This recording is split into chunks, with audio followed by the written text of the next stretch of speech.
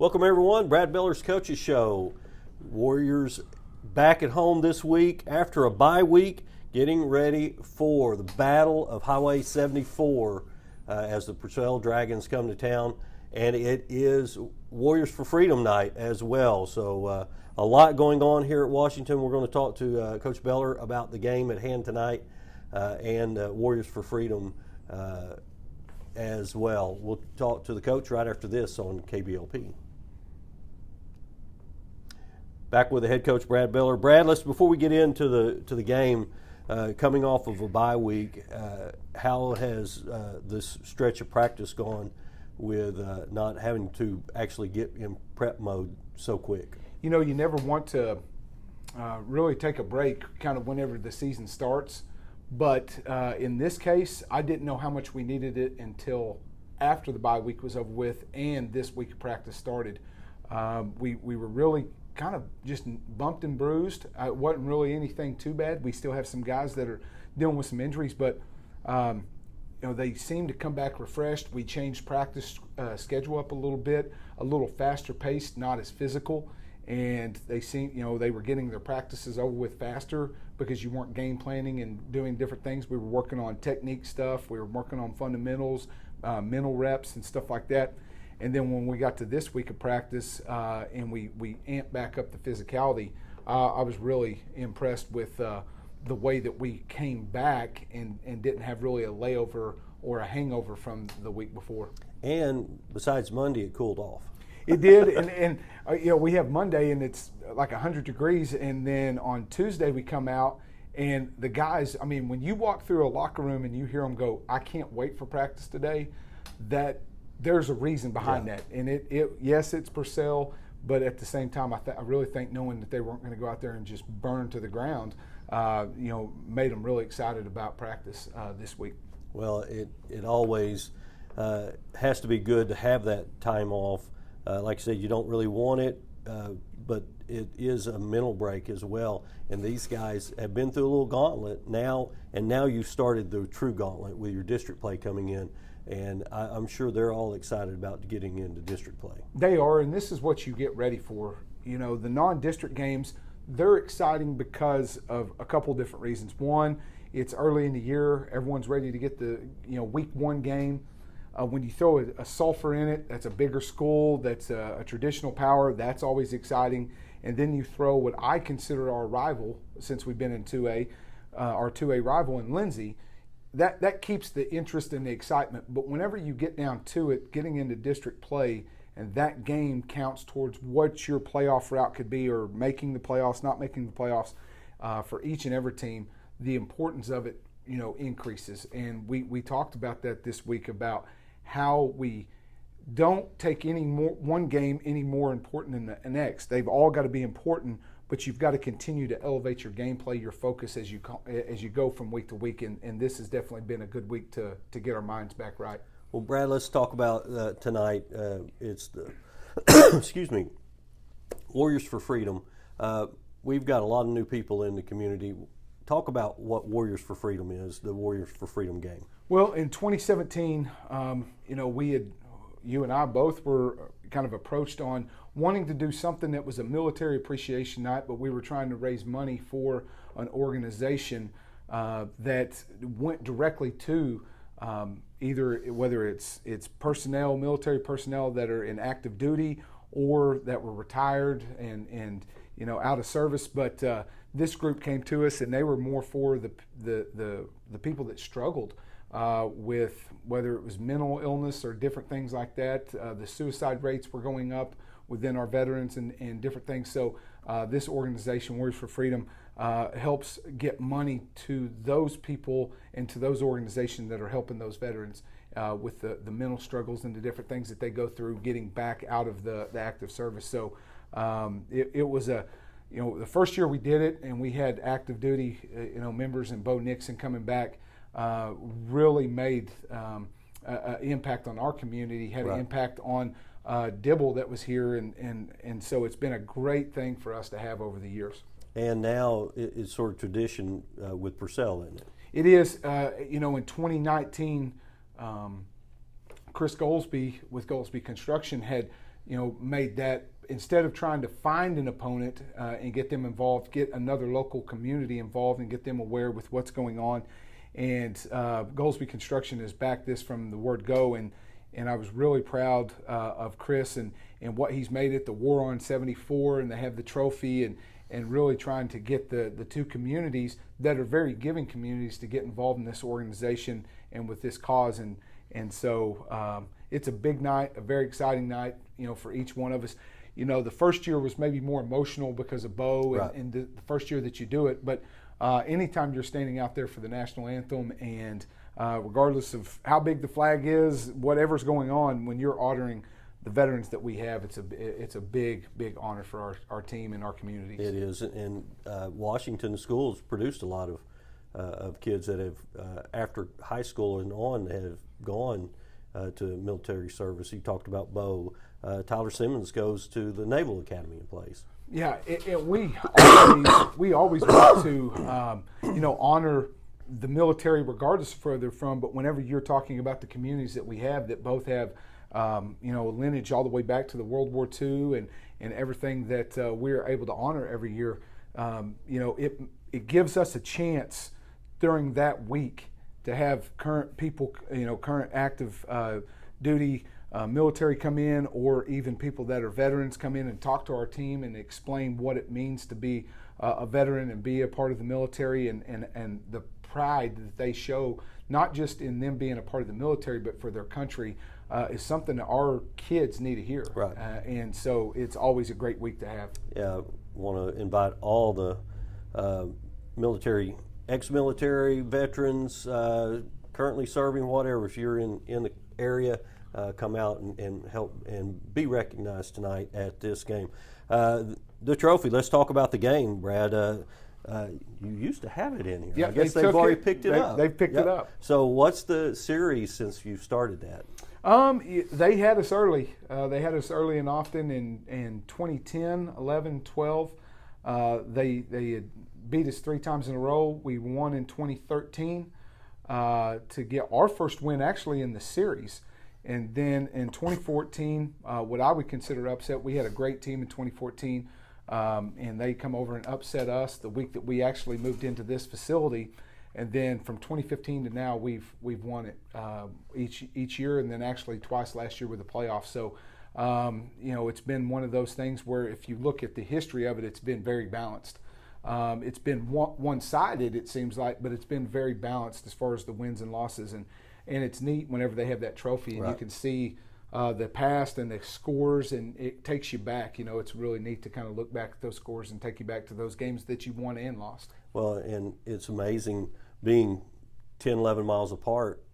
We only started playing in 2010. Yes. And when you go back and you start looking at the names that were associated with this game, and Cole Swayze, that was the great quarterback over there, and they had that great run of teams and everything.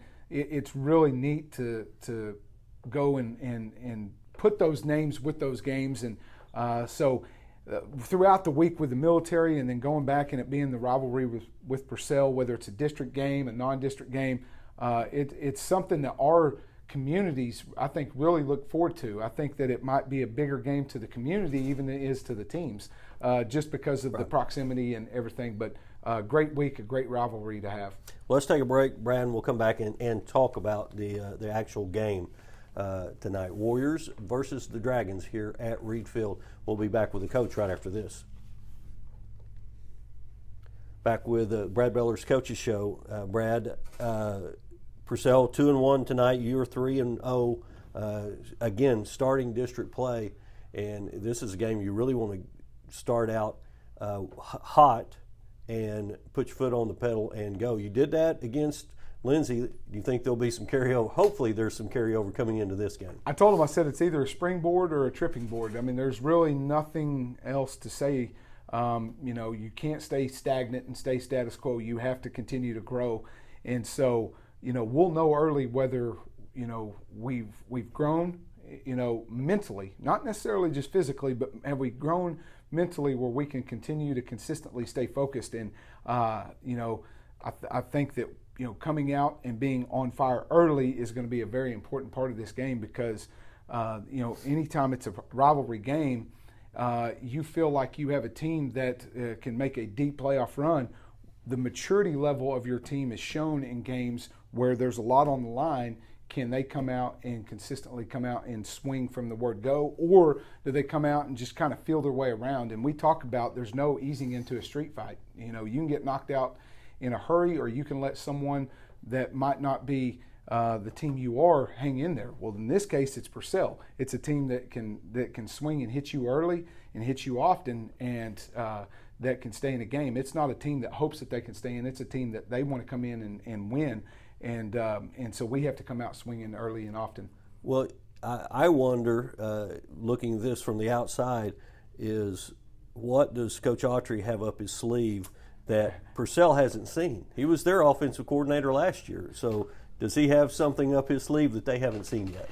I think really, other than just trying to blend the two offenses that we've had the last couple of years, that our offense is and what his offense is, I don't know if there's necessarily something that they haven't seen in either program. It's just blending the two together, and that's kind of gave it its own identity, meshing the two offenses together. So for him, I think it's just a continuation of growing in our offense with our personnel, with his personnel or his offense that he brought in his system, and just putting those together. And the more that happens, really the more that it morphs into what we are right now. And so I don't know if it's necessarily seeing anything new that they haven't seen on film in the past with us or with him, as much as it's just a combination of the two. And right now it's pretty balanced, isn't it? It is. Pass and run. I think last week we end up the first half with 225 rushing and 201 passing.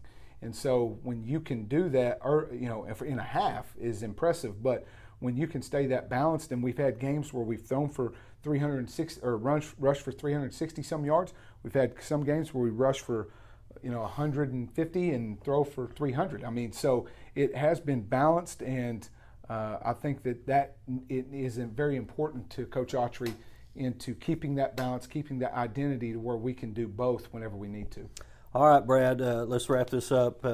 We've got a great game tonight with the Dragons and the Warriors. Battle for 74 here, the War for 74.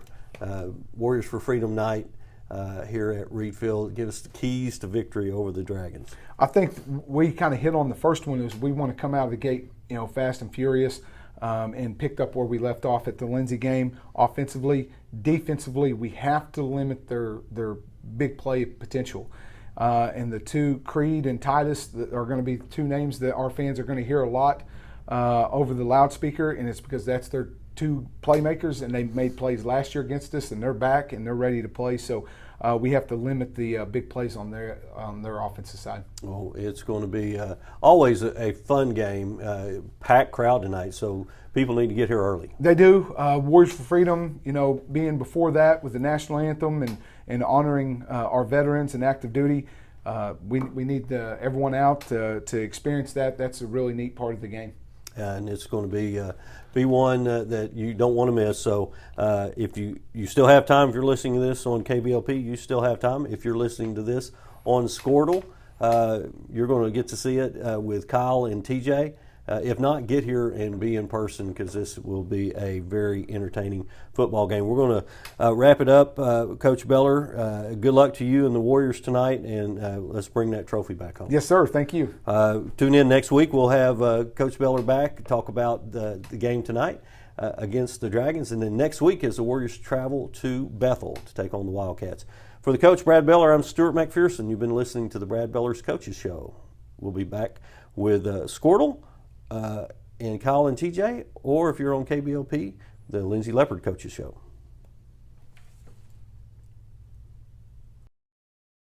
Support your school's booster club and get your business in front of thousands of potential customers. Talk about a win-win. Advertising packages start on this streaming station for less than $10 a game. Call 405-726-0835 or email adam@squirtle.com right now for more information. Hey, Warrior fans, this is Brian Arthur. My wife Jennifer and I are proud sponsors of the Washington Warriors and would like to wish all the Warriors and their coaches the best of luck this season. When you need a locally owned company that you can trust, look no further. For over 20 years, we have offered all of our customers the best products and services in the industry. Whether it's residential or commercial, we got you covered. Give us a call or visit our website.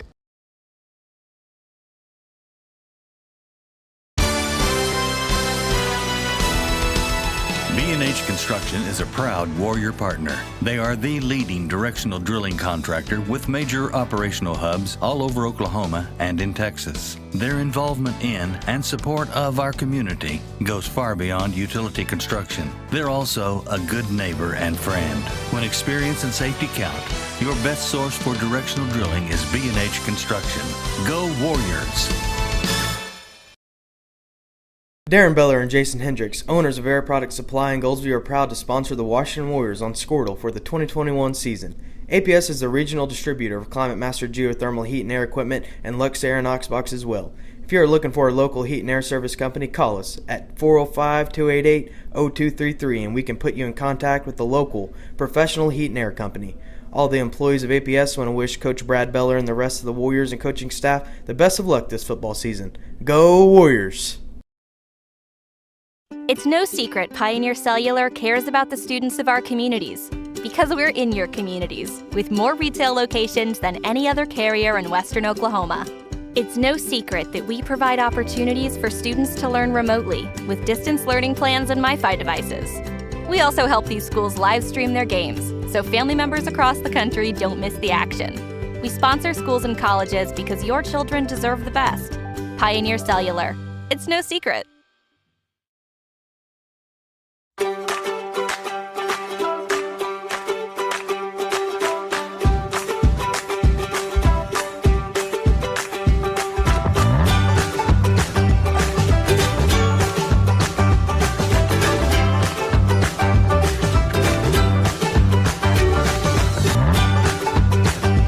Stream with Oklahoma's #1 high school streaming service, Squirtle.tv.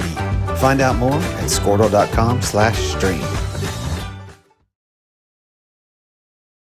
At Maples Nixon Diesel Horse, we've helped a lot of people, and our goal was to treat each and every person like a friend. And as a friend, we've got your back always.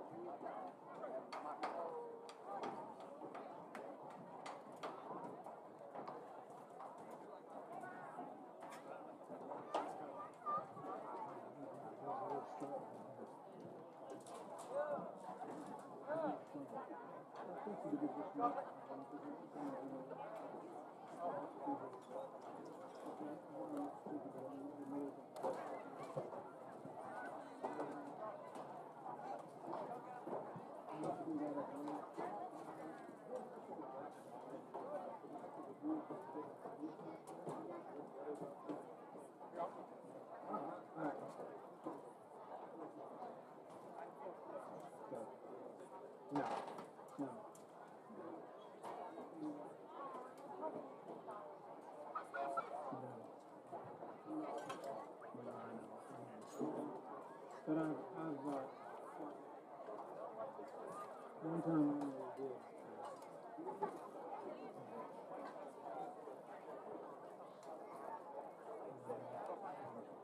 State championship.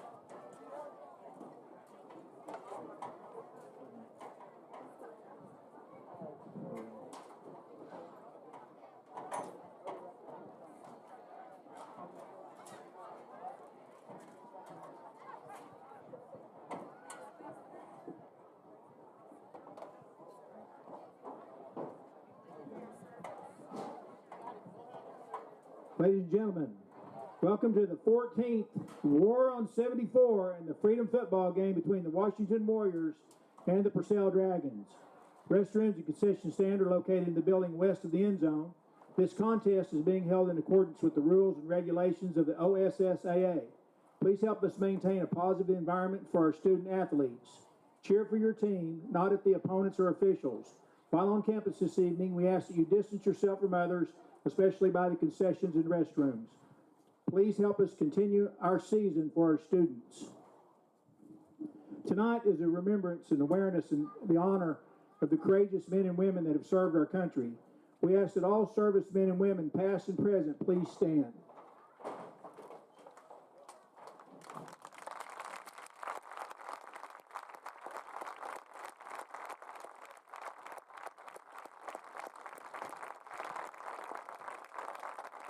The empty chairs you see before you represent the 13 brave men and women that lost their lives in the Kabul airport attack in Afghanistan. Please help me honor these 13 soldiers and all the men and women who have paid the ultimate price serving our country with a moment of silence.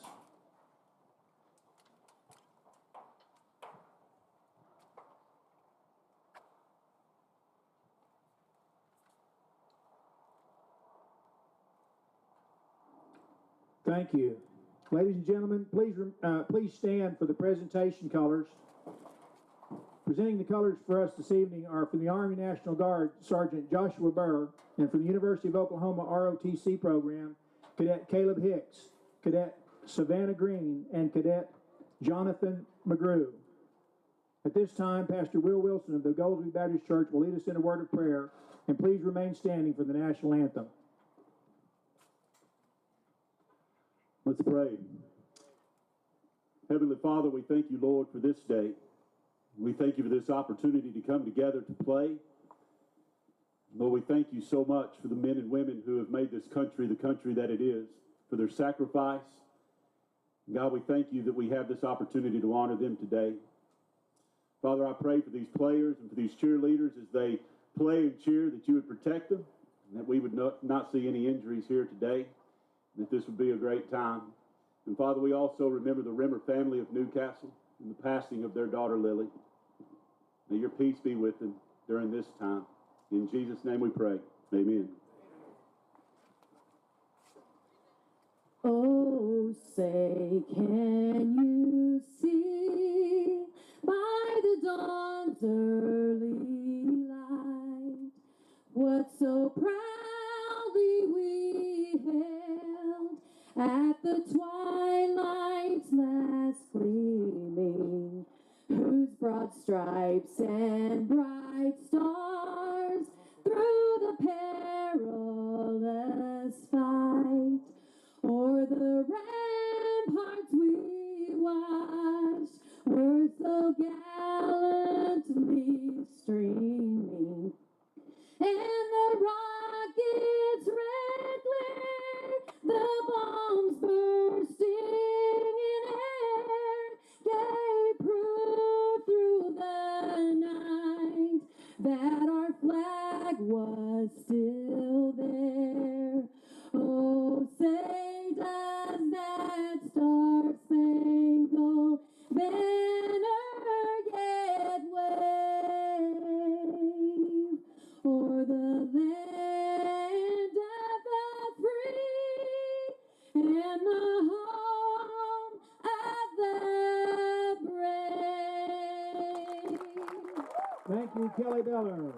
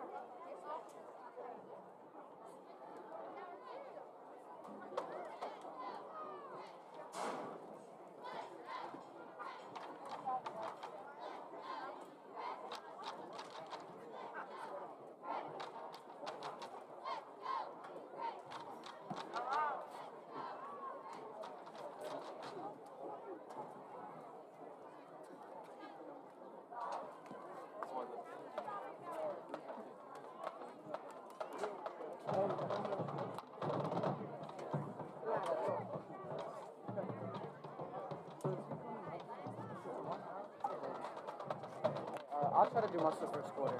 Some of the second.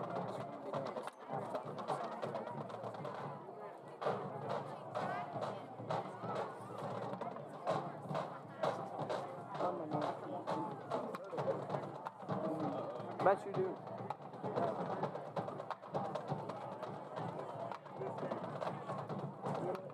Yeah.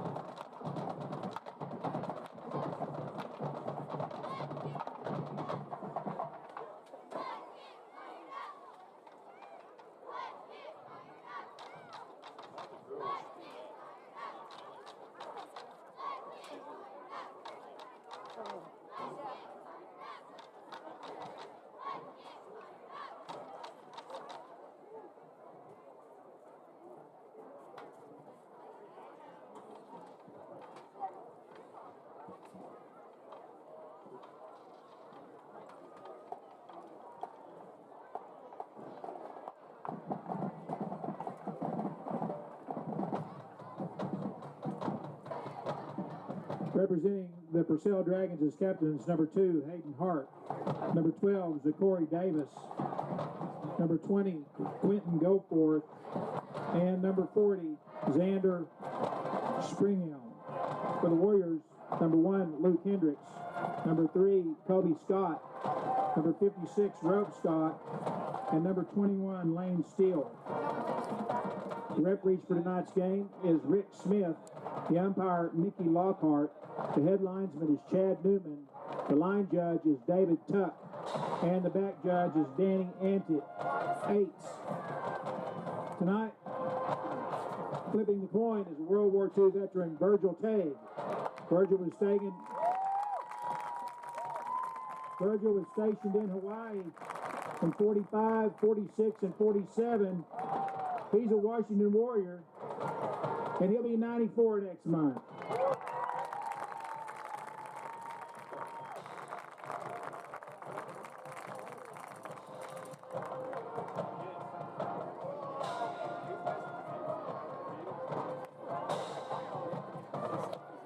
Support your school's booster club and get your business in front of thousands of potential customers. Talk about a win-win. Advertising packages start on this streaming station for less than $10 a game. Call 405-726-0835 or email adam@squirtle.com right now for more information.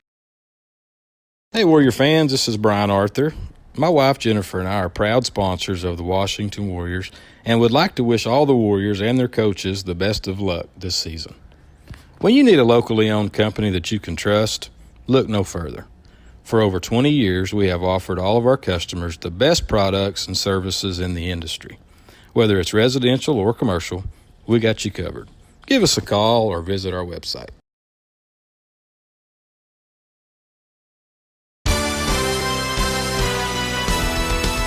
B&H Construction is a proud Warrior partner. They are the leading directional drilling contractor with major operational hubs all over Oklahoma and in Texas. Their involvement in and support of our community goes far beyond utility construction. They're also a good neighbor and friend. When experience and safety count, your best source for directional drilling is B&H Construction. Go Warriors! Darren Beller and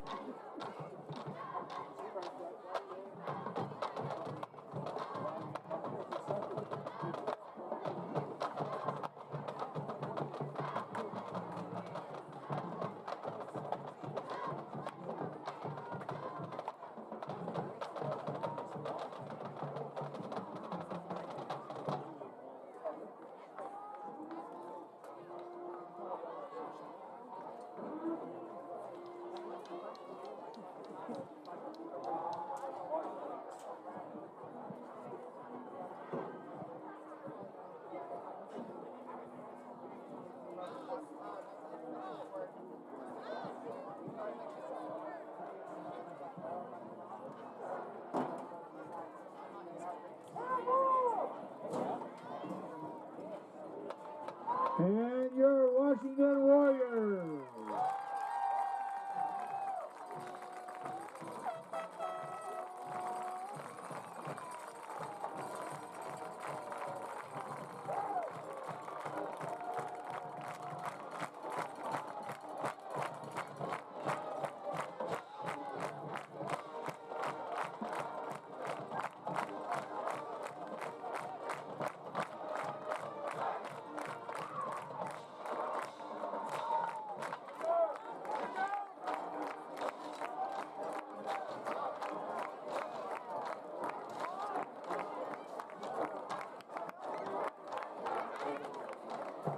Ladies and gentlemen, Warriors for Freedom was founded here in the great state of Oklahoma in 2011 and serves our local military, veterans, and their families by getting them outside, connected, and moving. Warriors for Freedom addresses issues our warfighters face once they are back on American soil, such as post-traumatic stress disorder, traumatic brain injuries, and other physical injuries suffered during their time serving our great nation. This organization realizes that 22 veterans take their own lives every day and is committed to reducing that number by veterans they encounter through life-saving programs. They do all through this amazing programming like scuba, diving, golf, hunting, fishing, skeet shooting, and peer-to-peer mentoring and opportunities. Warriors for Freedom is ensuring that no one that has served this nation is left behind and always has a place to call home. All proceeds raised tonight go back to the veterans they serve so they can participate in all of their events at no charge.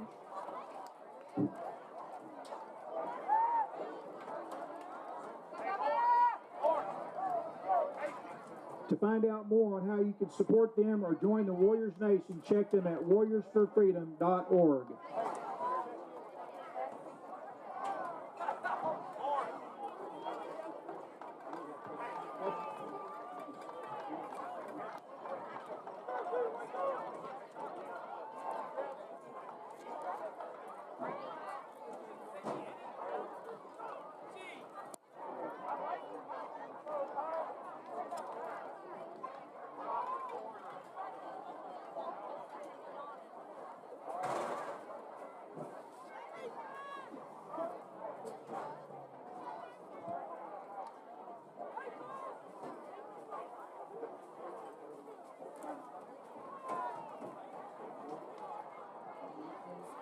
Jason Hendricks, owners of Air Product Supply in Goldsview, are proud to sponsor the Washington Warriors on Squirtle for the 2021 season. APS is the regional distributor of Climate Master geothermal heat and air equipment and Lux Air and Oxbox as well. If you are looking for a local heat and air service company, call us at 405-288-0233 and we can put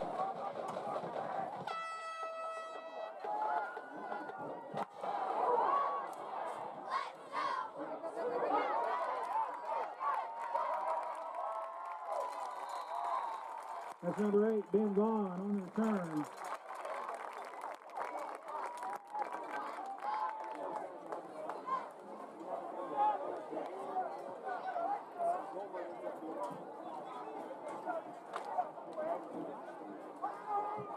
Referee, they have clock problems.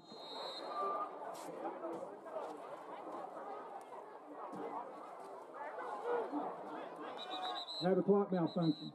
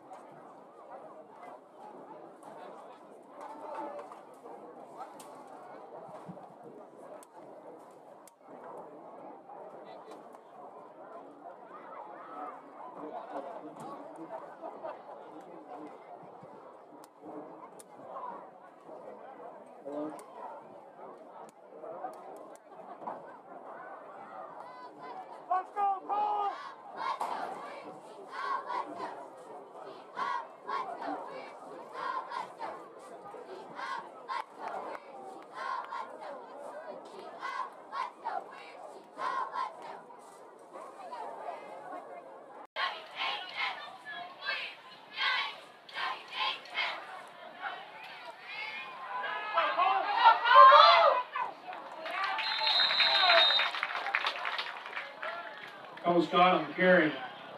Leading tackler for the Dragons, number 7, Creed Smith.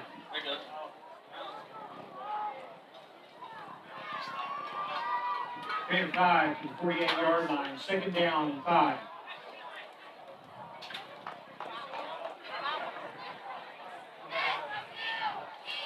All right, let's see if this works. 5-yard gain by Cole Scott. Cantrell takes the snap, takes the handoff to Scott, looking to throw. He's got Kobe Scott in the seam, and touchdown! 55-yard touchdown pass from Kobe Scott. Number 3, Kobe Scott. Great job. Major Cantrell. Great job by Major right there, hanging in the pocket. 69, Brendan Bacon was coming, put a shot on him, but laid it up to Kobe and was able to get the Warriors on the board for an early 6. On for the point after. On for the point after is number 14, senior Sam Hageman.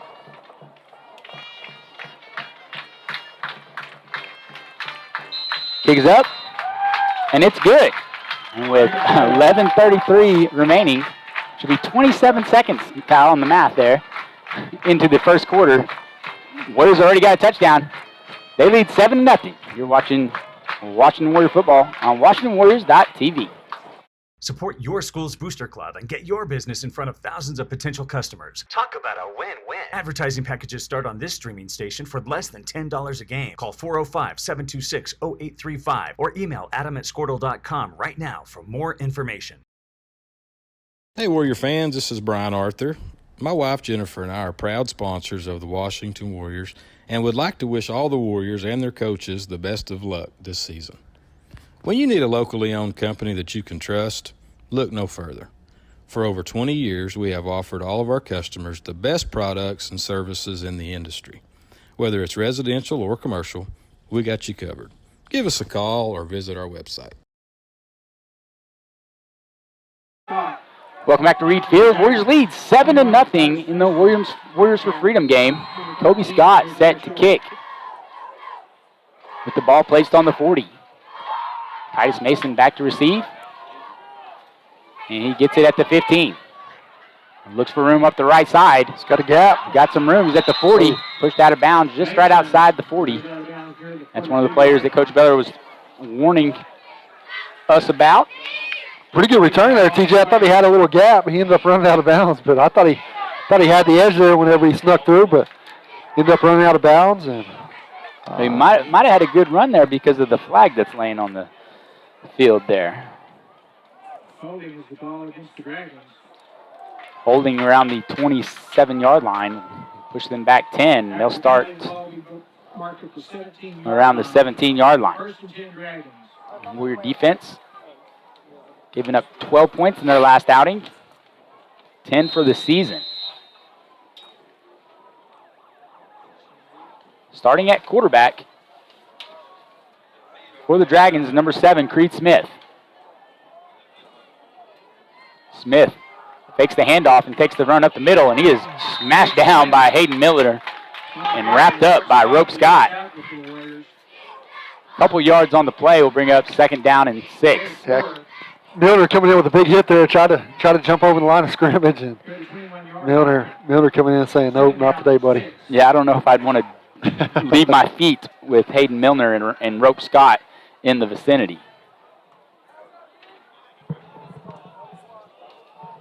Second down and 6 for the Dragons. Smith takes the snap, fakes the handoff again. He's got room to run on the left side. He's to the 30. He's at the 40.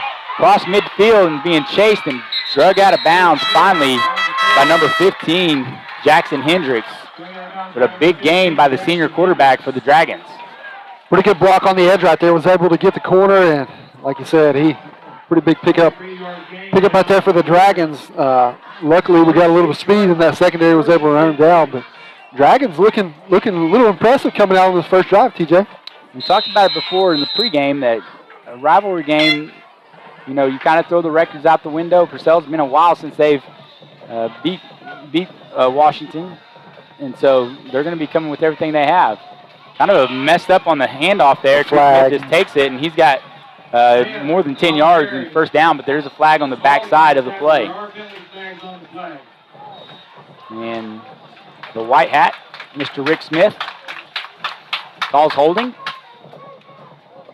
36-yard line. So that'll back the Dragons up 10 yards, and they'll replay first down. Purcell's definitely want to get that cleaned up, TJ. That's 2 penalties for several yards here to start out the game. Like you said, not a bad drive starting out to get in this game, but definitely penalties are going to have a setback on them if they don't clean it up a little bit. And Coach Scott for Purcell talked about having to maintain control of the ball, and they're going to have to keep it a grinding type game where, you know, Washington showed how they can score quickly.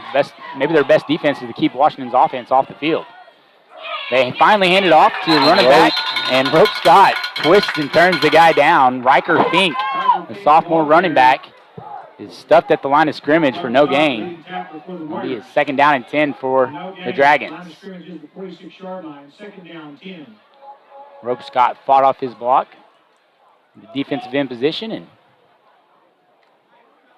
is able to corral Riker Fink. 10 minutes in the first quarter. Warriors showing blitz with Lane Spalding, and they hand it off to Fink. Fink stiff arms a defender and he's thrown out of bounds right past the 1st down marker, pushed out by number 3, Kobe Scott. And that'll be a 1st down for the Dragons. Warriors going to have to make some adjustments. They've got the edge on them a couple times tonight. It's been one of them things this year, TJ. Not many teams with our speeds been able to get the edge. So maybe Purcell watched a little bit of film, saw some things they like, and Warriors going to have to make an adjustment. Check that. It's going to be 2nd and 10, I believe. Is that right? 2nd or 3rd and 10? Down marker shows 3rd. Yeah, 3rd and 10. They keep the quarterback keeps it now and tries to run it up the middle. Pushes it past the 30-yard line, or to the 30-yard line, about the 31, and it'll be 4th down. We'll see if Purcell goes for it right here. They had 3rd and 10. TJ was able to pick up half of that, make it 4th and manageable here. But on the other side of the 50, you know, on the 31-yard line, this is going to be 4 down territory right here for the Dragons looking like. You almost feel like you would have to go for it with the type of offense that the Warriors have. You really can't. You got to match them point for point if you're going to have a chance. 4th down and 6 for the visitors.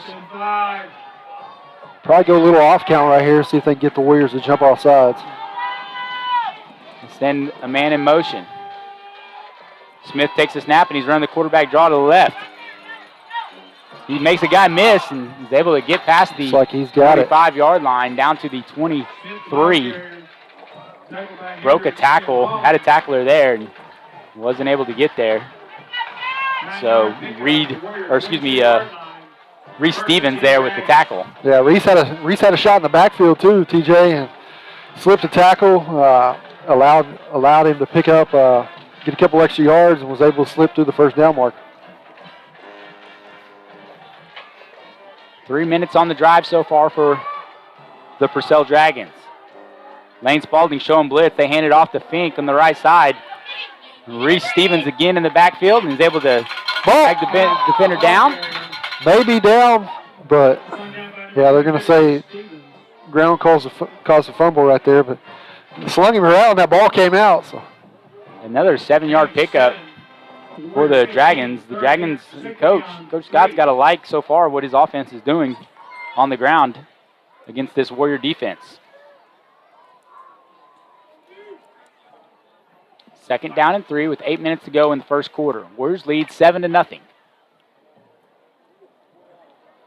Dragons taking their time getting to the line of scrimmage. They have 2 receivers to each side. Smith takes the snap. He's going to run it to the right side. And a host of Warriors meet him just short of the 1st down, led by Hayden Milner. That's one thing tonight, TJ. Purcell's going to have to capitalize on. You talked about, taking their time, getting the line of scrimmage. Really, on a drive like this, you want to control the clock. And like you said, Purcell's done a good job on this drive, eating up plenty of it. 3rd down and 1 for the Dragons. All run plays so far for Purcell.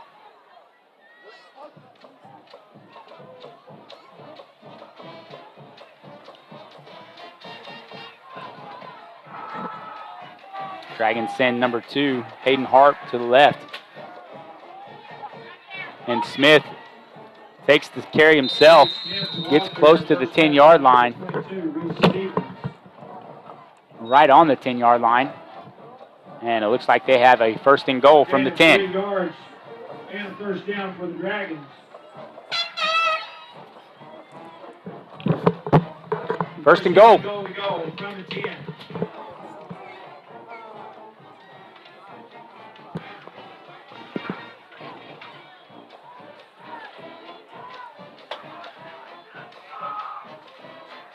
Smith hands it off to Fink. Nothing. Fink's met in the backfield by Milner. Jackson Hendricks comes in there, and so does Rope Scott. Looks like number 65 for the Warriors, Caleb Bruce, in there as well. Defensive line doing a better job of stopping that inside run game of Purcell. Second and goal from the 12. First pass of the game is complete, and he is slung down by Kobe Scott.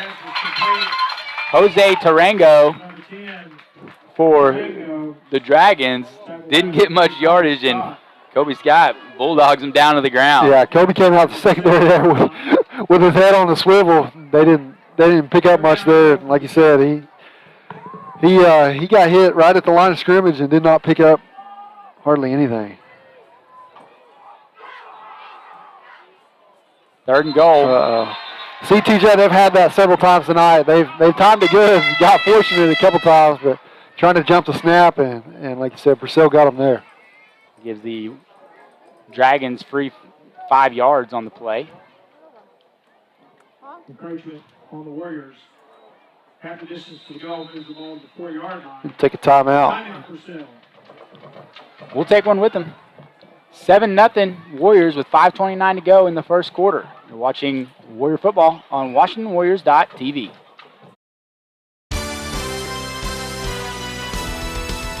B&H Construction is a proud Warrior partner. They are the leading directional drilling contractor with major operational hubs all over Oklahoma and in Texas. Their involvement in and support of our community goes far beyond utility construction. They're also a good neighbor and friend. When experience and safety count, your best source for directional drilling is B&H Construction. Go Warriors! Darren Beller and Jason Hendricks, owners of Air Product Supply in Goldsview, are proud to sponsor the Washington Warriors on Squirtle for the 2021 season. APS is the regional distributor of Climate Master geothermal heat and air equipment and Lux Air and Oxbox as well. If you are looking for a local heat and air service company, call us at 405-288-0233 and we can put you in contact with the local professional heat and air company. All the employees of APS want to wish Coach Brad Beller and the rest of the Warriors and coaching staff the best of luck this football season. Go Warriors! Welcome back to Reed Field. Warriors defense with a big third down opportunity here. Purcell, third down and goal from the 3. Yeah, 3rd and 3 here, TJ, but you got to be for sure. Purcell's probably going to go 4-down territory right here. They're going to try to get in either way, so Warriors going to have to come out with a two-down stand. Smith takes the snap and just drives over the pile, and he is just short. And some Purcell player is injured. We'll see who that is. That is a lineman, number 54. He's able to get back up, Carter Goldston. 4th and goal from about the half-yard line. 4th and goal from the 1. See if the Warrior defense big holds down strong. here. Looks like they're lined up like a quarterback sneak, Kyle. Yep, and that's what it is. is. Got it. Well, I say you got it. No signal yet. There it is right there.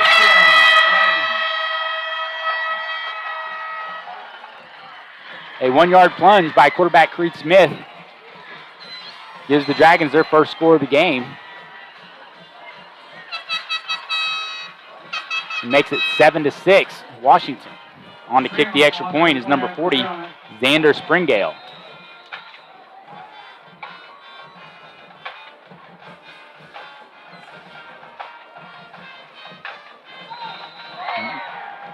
Nice high kicks up, and it's good. 4:48 to go. Ball game is tied, 7-7. You're watching Warrior football on WashingtonWarriors.tv. It's no secret Pioneer Cellular cares about the students of our communities because we're in your communities with more retail locations than any other carrier in Western Oklahoma. It's no secret that we provide opportunities for students to learn remotely with distance learning plans and MiFi devices.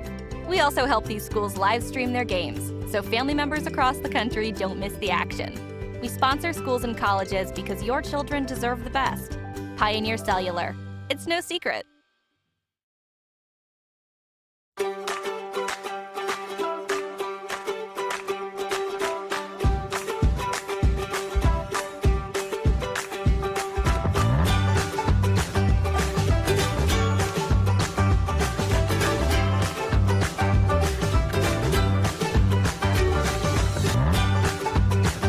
Stream with Oklahoma's #1 high.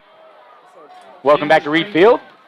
Purcell's tied the ball game up 7-7 on a 1-yard touchdown run by quarterback number 7 Creed Smith. And set the kick is number 40 Xander Springale. Back to receive is Braden Arthur. A pooch kick falls in the hands of Cade Norman, and he's looking for holes. Able to push forward.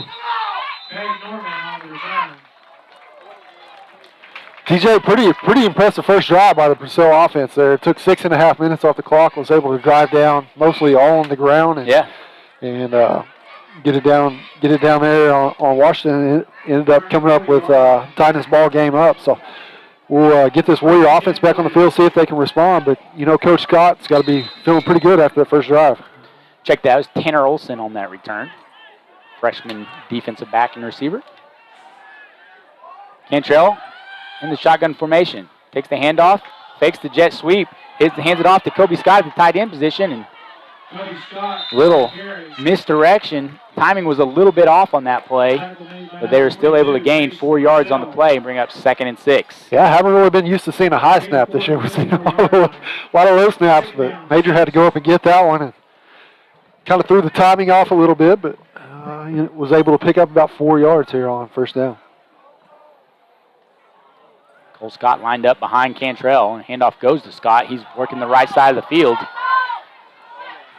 And he is brought down. About a yard short. First met by number 12, Zachary Davis. Cleaned up by number 9, Broderick Smith. Bring up a 3rd down and 1 for the Warrior offense. So Cade Norman in here for Cole Scott.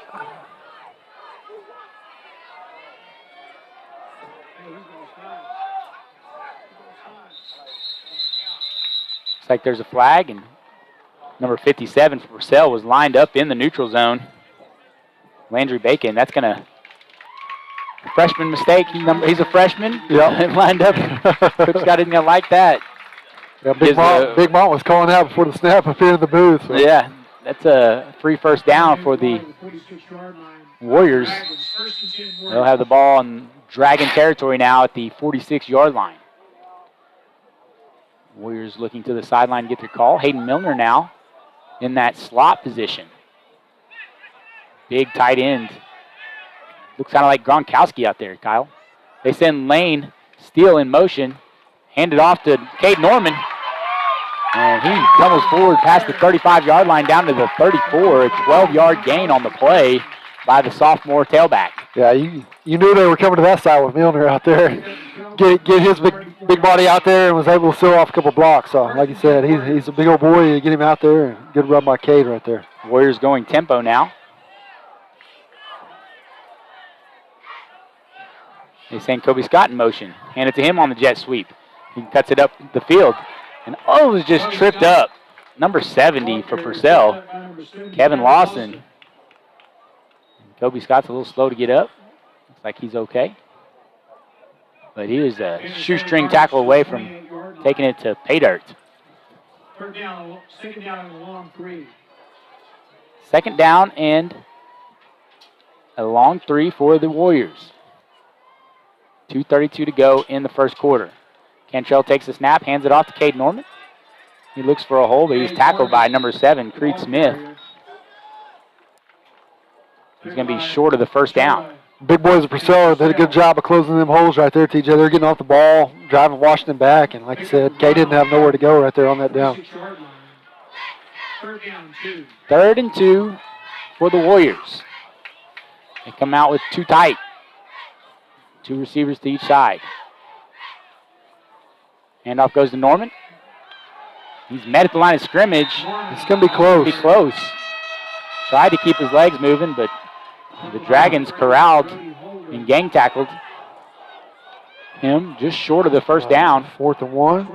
4th and 1. And have a feeling the Warriors are going to go for this one. Yeah.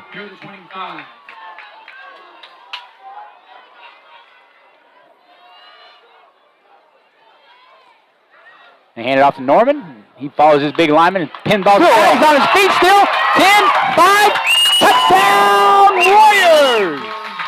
25-yard touchdown run by sophomore Cade Norman. Cade Norman should have been tackled at the line of scrimmage, bounced off to the second level, pinballed around TJ, and ended up finding that opening. Was able to get in for a big Warrior score.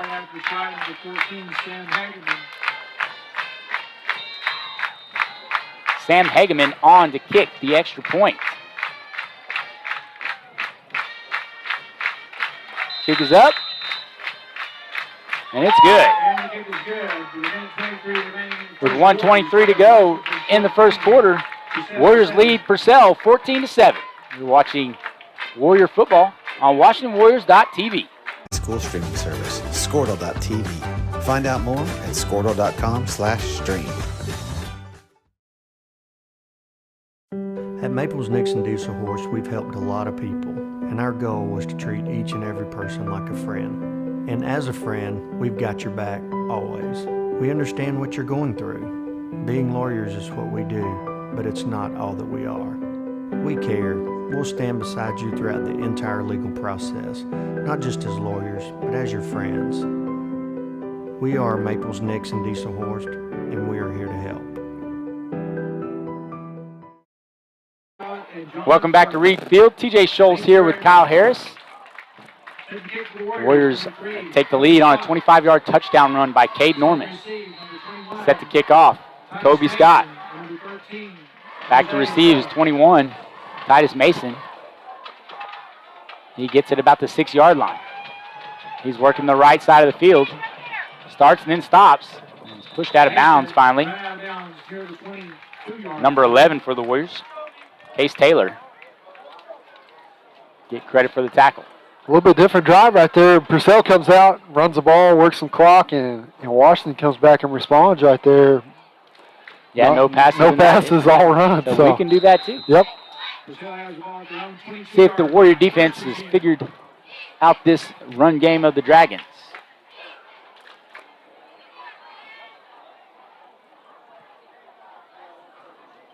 Purcell comes out in spread formation. They send a man on the jet sweep. They fake the handoff to him, and Smith's going to keep it. He is wrapped up.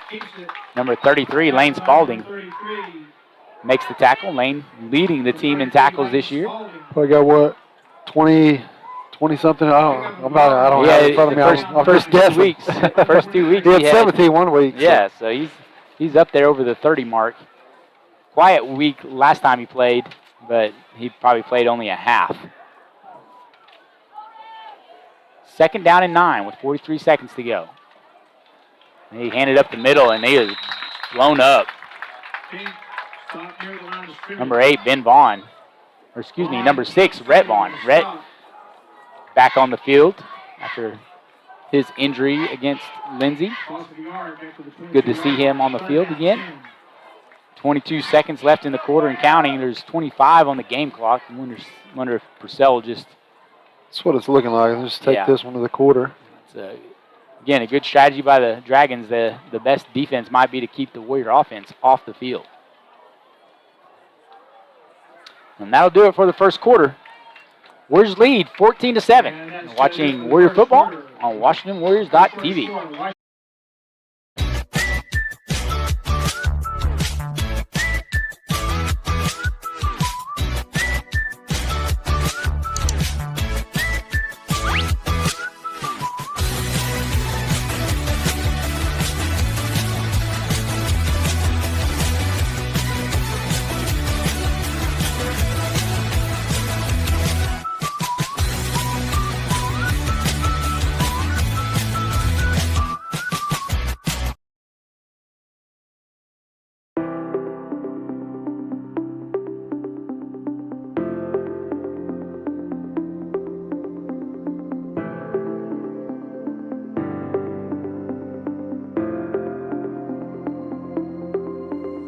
Is it time for your school or business to purchase a new phone system? Give the experts at Versatile Networks a call. In most cases, we can provide a phone system with brand new phones for less than your current monthly bill.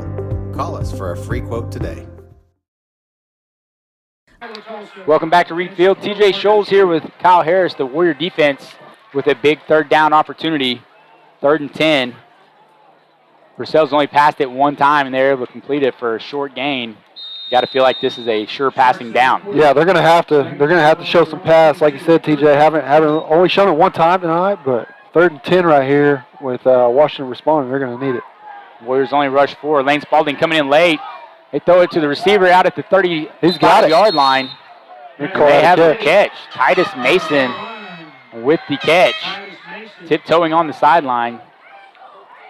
Lane Spalding pushes him out of bounds on the out route. Good pressure by the Warriors, but good pass and catch from Creed Smith to Titus Mason. Yeah, like you said, Creed rolled out there, had a little pressure, and just kind of had to throw that ball up as high as he could, but good job by Titus going up and getting that one. That's a big pickup for the Dragons here on 3rd down. Again, the Dragons waiting till under 10 to snap the ball. Smith takes the handoff, or takes the snap and runs to the left side. Brought down by a host of Warriors. Rope Scott, Lane Spalding, Caleb Bruce, and Dom Jackson there. Nothing doing. Bring up 2nd and 10 for the Dragons. 2nd down 10. Driving 38. Yard line. Purcell still just content, TJ, with running down this play clock almost every play and trying to get all they can get. So pretty good game plan so far. Warriors on the high side 14-7, but we'll see if Purcell can continue this drive down the field. Smith sends Tarango in motion, takes the snaps, looking to pass, double move, going to Mason. He's got him. He's at the 30. And ball out, got it. And Jackson Hendricks with the recovery. Big play by the defense. Good job by Lane Steele.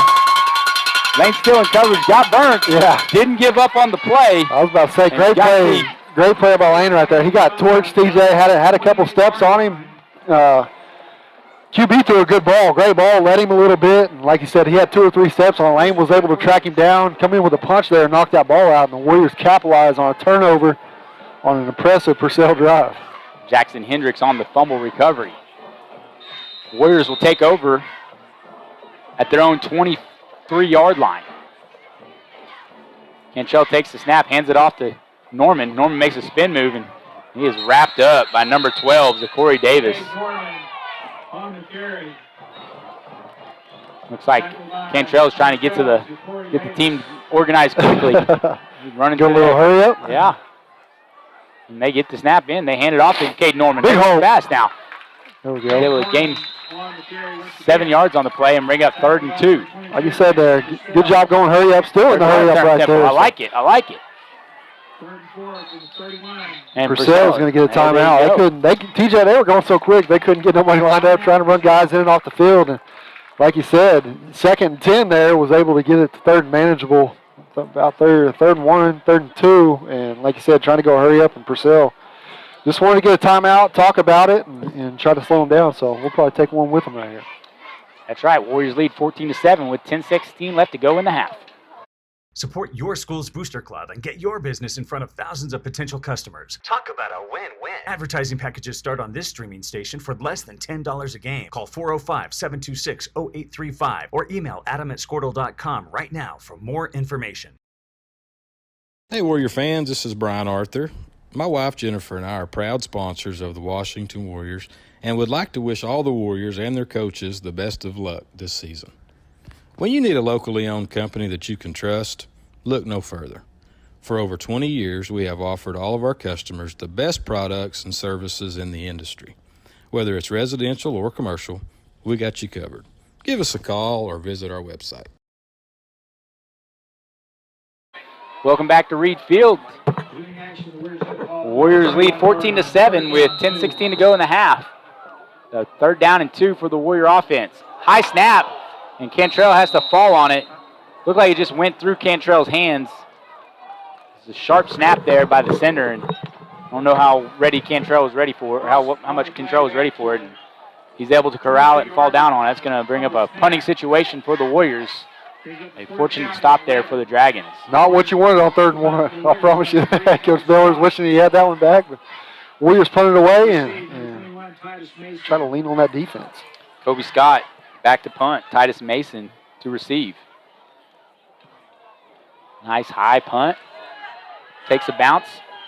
And good Washington bounce. Mason recovers in traffic to keep the ball from going any further. Dangerous decision there by Mason, but he's able to corral it and gain 2 yards on the punt return.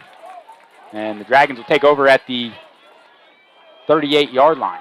Kind of hopped right to him. Both of the Washington defenders were trying to get out of the way, had their backs turned, and hopped right up in the breadbasket there. Like you said, risky, but I'm sure he probably saved a few yards right there. I agree. It probably would have. It had some speed on it too. It's getting a good Warrior bounce.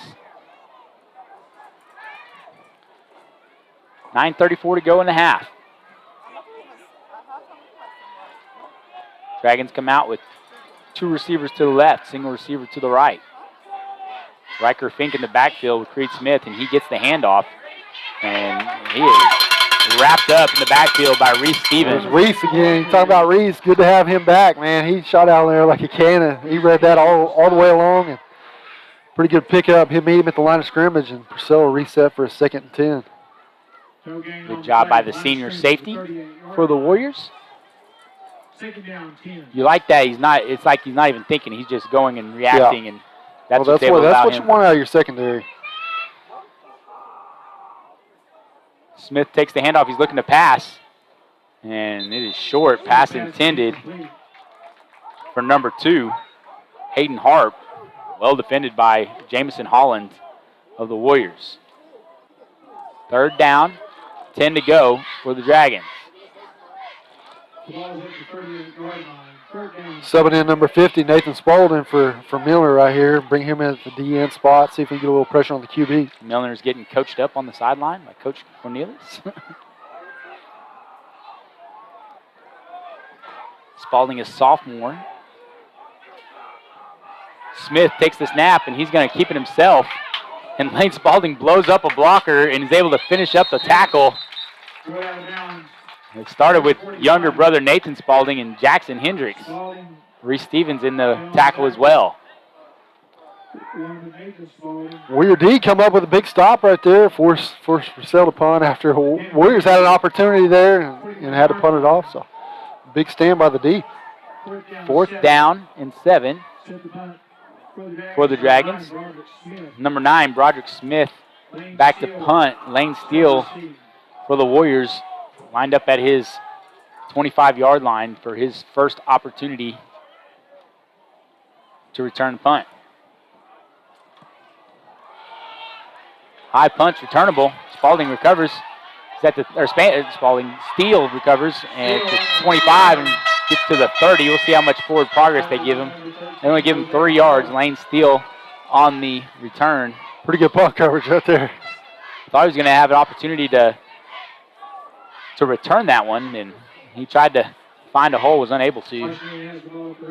Warriors will have the ball at 28 with 8 minutes to go in the half. We'll see if they're able to go with some tempo. The Dragons had to take a timeout last possession because of the speed at which the Warriors were getting lined up. Luke Hendricks has been kind of quiet so far. We'll see if they go at him. And they do, but it's batted down by number 13, Jose Ochoa.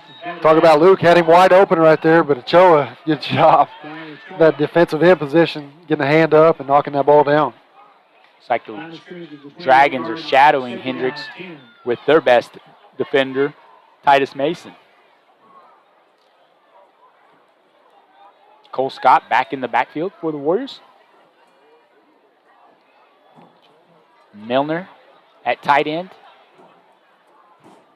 Kobe Scott and Lane Steele, 2 receivers to the right. And Shell takes the snap. They're running the option with Cole Scott. He gets the pitch. He's going upfield now. And he is tripped up just past the first down marker, but there's going to be a Looked like I saw a block in the back, Kyle. Yeah, and that's unfortunate kind of behind the play. Penalties are always behind the play, TJ. Immaterial, but like I said, bad break for the Warriors right there. Great pitch by Major right there. He was getting ready to get smacked in the face and ended up giving that ball up. 10-yard penalty. It's marked at the 30. We'll take the ball back to the 20. And bring up second down and 18 for the Warriors. Second down, 18.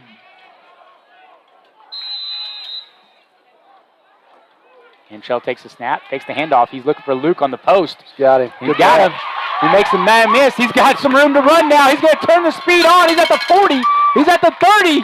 And he's gone. 10, 5, touchdown Warriors. He's got some flags in the middle of the field. Not sure what. It was kind of in the vicinity where the ball was caught before it was thrown. So that's got to be my holding theory on would be on defense. defense. Yeah. That's what it was. 80-yard touchdown pass from Major Cantrell to Luke Hendricks. Good catch and run there by the senior wideouts. The ball was on the money and the double coverage too, TJ.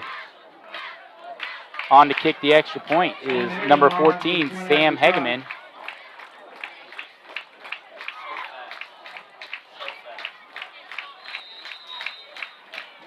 Sam's doing a better job this week of getting the ball up early on his kicks.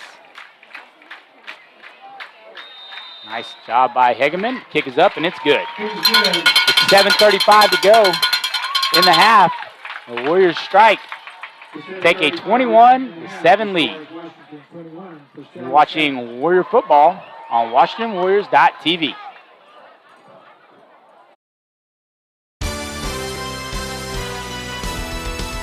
B&H Construction is a proud Warrior partner. They are the leading directional drilling contractor with major operational hubs all over Oklahoma and in Texas. Their involvement in and support of our community goes far beyond utility construction. They're also a good neighbor and friend. When experience and safety count, your best source for directional drilling is B&H Construction. Go Warriors!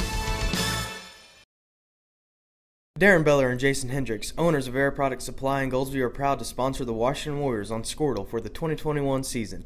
APS is the regional distributor of Climate Master Geo. Welcome back to Reed Field. Toby Scott set to kick off. Titus Mason back to receive. He gets it at the 7-yard line. He brings it up the left side of the field and makes the guy miss. Now tries to reverse it, but he's not going anywhere. Hayden Hutchinson for the Warriors is able to push him out of bounds. It's good to see 21, Lane Steele, getting back out here, TJ. Came over the sidelines a while ago, was getting stretched out by the trainers. Probably some kind of cramp or something, but that's one of them guys you definitely don't want to see over there. Been tasked with covering this left side of the field this evening. Matched up with Titus Mason right now. First down at the 17-yard line for the Dragons. Reed Smith directs his offense. Takes the snap, fakes the handoff, is looking to throw it to his tight end, and he gets him. And he is wrapped up by Jackson Hendricks and then finished off by Lane Spalding and Reese Stevens. A 3-yard gain will make it second down and 7. Pass caught by Brody Holder, tight end for the Dragons. TJ, look for Purcell to try to, well, they're not going to do it this down, but that last down they had Titus singled out wide, ended up running a little play action screen there. But handoff goes to 22, Payson Purcell. He cuts it up to the 25. It's going to be about third down and 3. But going back to what I was talking about, they've had they found a little bit of success tonight throwing the ball. They went to it several times. So, like I said, maybe try to catch Washington off guard with a screen pass or something like they did earlier. So, just keep an eye on them trying to spread Washington out. 3rd and 3 for the Dragons. Kobe Scott inching closer, and he's blitzing. Almost gets to the quarterback and might have got away with might have got a late hit. Yeah. Good sportsmanship shown there by Creed Smith to help Kobe up. Pass is completed, or no, it's incomplete, it looks like. Called the ball on the ground, but It's immaterial. Yep, the roughing the passer is going to give the Dragons a first down. Kobe coming off the blitz on the left side of the line. Kind of that quick action pass kind of hurt him. He's probably expecting the quarterback to take a little more time. Creed Smith got rid of the ball quickly before Kobe could get to him, resulting in the roughing the passer. First down and 10 at the 40 for the Dragons. 3 receivers to the right. Smith takes the snap, hands it off to Purcell. And he gains about a yard on the play. Payson Purcell, number 22 for the Dragons. 6 minutes to go and counting in the second quarter. TJ, I'm surprised. It's a pretty physical ball game up front tonight. Both Washington and Purcell. Offense and defensive lines, taking it to each other. So you always like to see that. Yeah. We're on 74 here. Like you said, records are out the window. Big game. So both teams stepping up tonight. Ball's at the 41.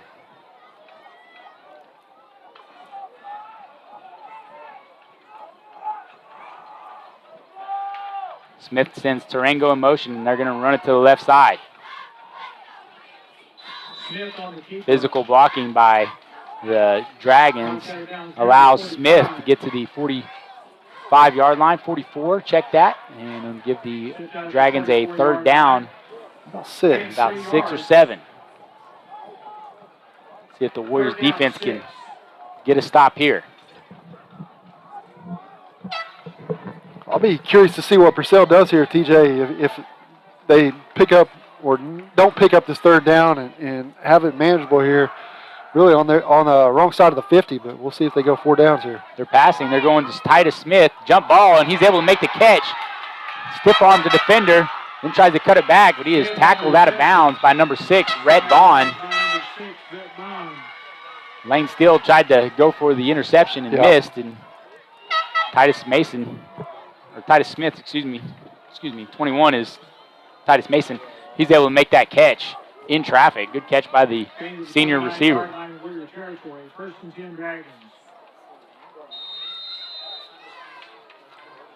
5:14 to go in the half. That's been their go-to guy tonight, TJ. That's one of their key guys, and up against one of our best defenders, and he's had a lot of success flexing a little bit of muscle tonight. They run the zone read. Smith tries to get what he can, gains about 2 yards on play.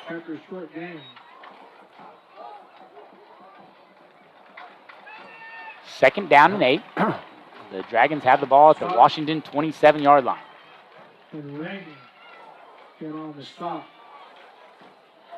Dragons getting the call in from the sidelines. Again, a methodical pace for the Dragon offense. 4:38 and counting.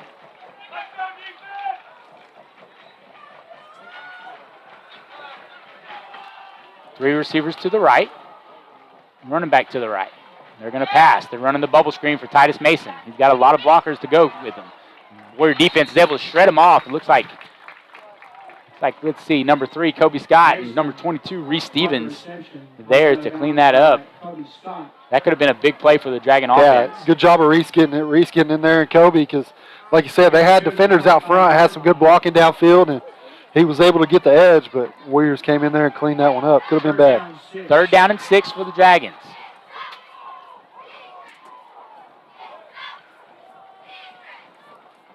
Receivers split out wide.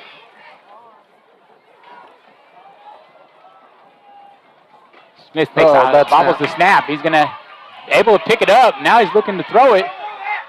And he throws it, but it is out of bounds. Good coverage there by Lane Steele. Pass was intended for number 20. He's able to catch it. Quentin Goforth.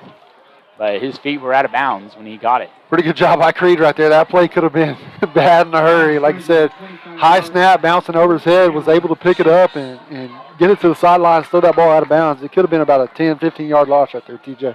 I was surprised he was going to pick it up, but I guess senior quarterback is got great poise and was able to just pick it up and try to make a play, at least save some yardage for the Dragons. 4th down and 6. Big fourth down for the Warrior defense. Smith takes a snap, looking left over the middle, and almost intercepted, broken up by Reese Stevens. Pass intended for number 13, Jose Ochoa. Looked like Ochoa stopped running his full speed. Yeah, that ball was thrown about 3 feet in front of him. He stopped running. Reese broke on it, made a great play. Knocked it down, and the Warriors will take over at the 25-yard line of Washington with 3:32 to go in the half. So Reese, clean them gloves off, buddy. Well, I mean, if he would have got tackled, it would have been bad. It was 4th down. We saw OU's it would have been about like a good punt for Purcell. So OU's defensive back making an incredible play on 4th down last weekend. Cantrell takes the snap. Double move with Luke Hendricks. He throws it up, and Hendricks catches it.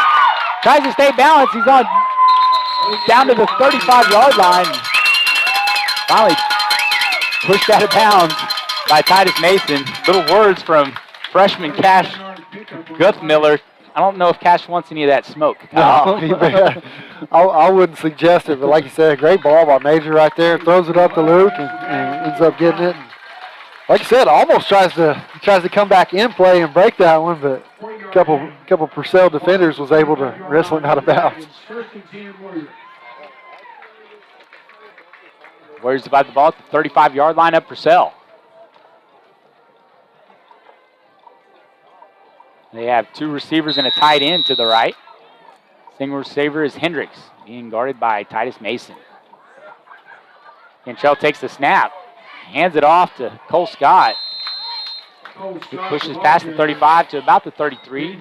Tackled by number 31, Brody Holder. You know what's crazy tonight is, Luke's definitely one of our best receivers, but, Titus is their best defender. They've been going to him all night, TJ. You got 2 or 3 more guys out there that can catch the ball. And like you said, they see some confidence in him, and they've been going at him all night. 2nd and 9 for the Warriors. They send Lane Steele in motion. They hand it to him on the jet sweep, and he is dropped down by number 13, Jose Ochoa. Ochoa was able to get off some blocks and knock down Lane Steele for close to no gain. Pretty good little hit right there. Number 12, Gage Morris comes into the game for Hayden Milner. More of a receiving threat for the Warriors at that receiver position. Well, I see Cage right here try to slip him in the secondary, something over the middle. We've seen that several times this year, TJ, so bringing him in here on 3rd down. Slow developing play, but Major Cantrell is able to hand it off to Cole Scott. He's able to pick up about 6 yards on the play, break up 4th and 6. You go tempo here on 4th down. Purcell defense looks confused. They're not even set. They're trying to get him to jump off sides, but I don't even know if they were set enough to get him jumped off sides. 1:45 to go in the half. Looks like the Warriors are going to call a timeout. Coach Miller's wanting to jump off sides there. They jumped and looked over at the ref. He's shaking his head no. So, like you said, Brad called timeout. We'll take one with him here. 4th down and about 6 coming up after the break. That's right. You're watching Warrior football on WashingtonWarriors.tv. Thermal heat and air equipment and Lux Air and Oxbox as well. If you're looking for a local heat and air service company, call us at 405-288-0233 and we can put you in contact with the local professional heat and air company.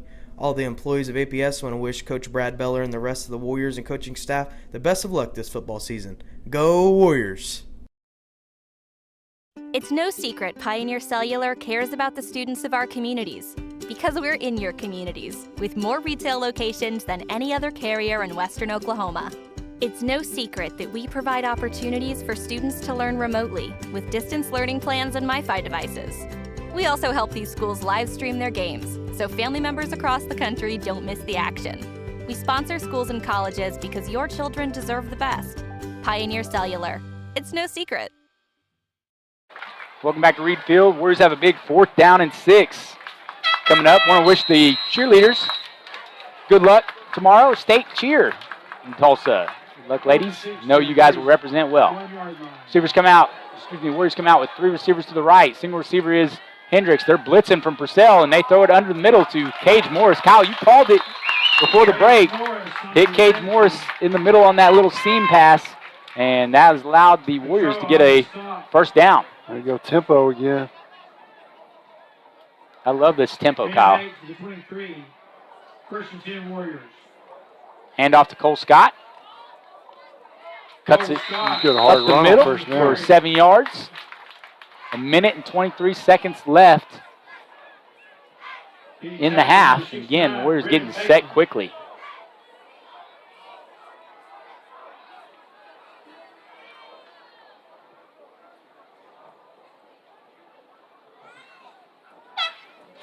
They're looking to the left with Cantrell. He throws a pass. Oh, yeah, it looks like the pass was intended for Lane Steele on a corner route. And it's like they was holding Luke a little bit too. Yeah, so. Number 6 for the Dragons was a little too physical in that safety position. You should go out when we get our little replay here in the booth, TJ. Yeah, we can go back and look at that. I don't know if the Warriors keep going with this tempo, we may not have time to do that. 1 minute to go in the first half. Warriors have the ball at the 7-yard line. They send Cage Morris in motion, and they try to run the option. There's a fumble. Good job by Cage Morris. Falling on the ball. Looked like Cantrell's arm got hit by a defender as he was trying to make the pitch. Cantrell saw it come out too. He was trying to scramble, but like you said, good job right there. Falling back on that brings up a 2nd and goal from the 18-yard line. 35 seconds. Warriors do have 2 timeouts left. Cantrell takes a snap. Looks right. Looking for Kobe Scott on the post. Almost makes an incredible catch. Just a little bit high. Hit him in the hands, though. Good effort there by the senior receiver.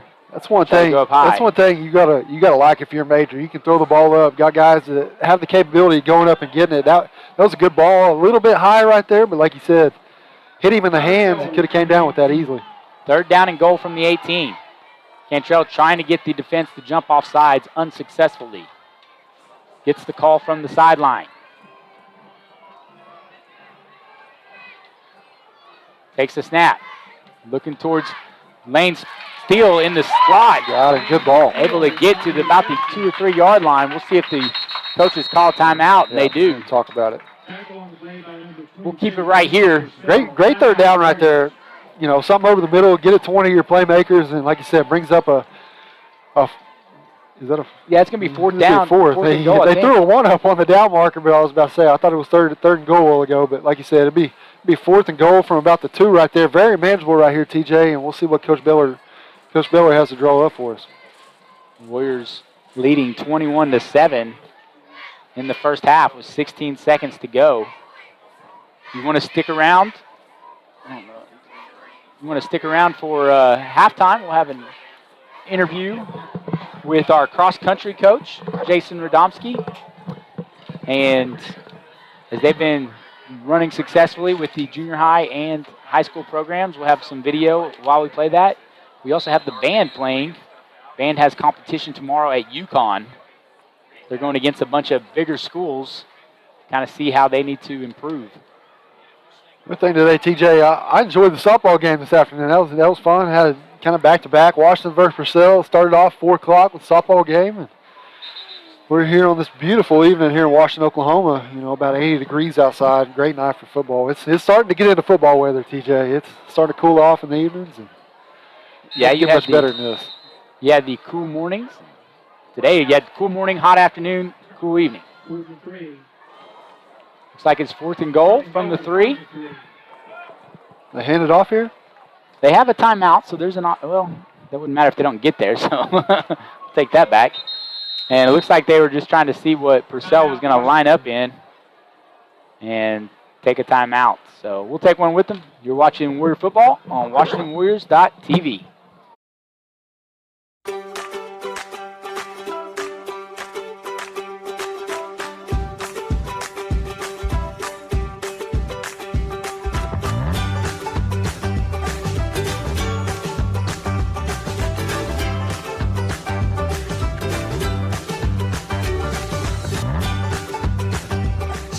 Oklahoma's #1 high school streaming service, Squirtle.tv. Find out more at squirtle.com/stream. At Maples Nixon Diesel Horse, we've helped a lot of people, and our goal was to treat each and every person like a friend. And as a friend, we've got your back always. We understand what you're going through. Being lawyers is what we do, but it's not all that we are.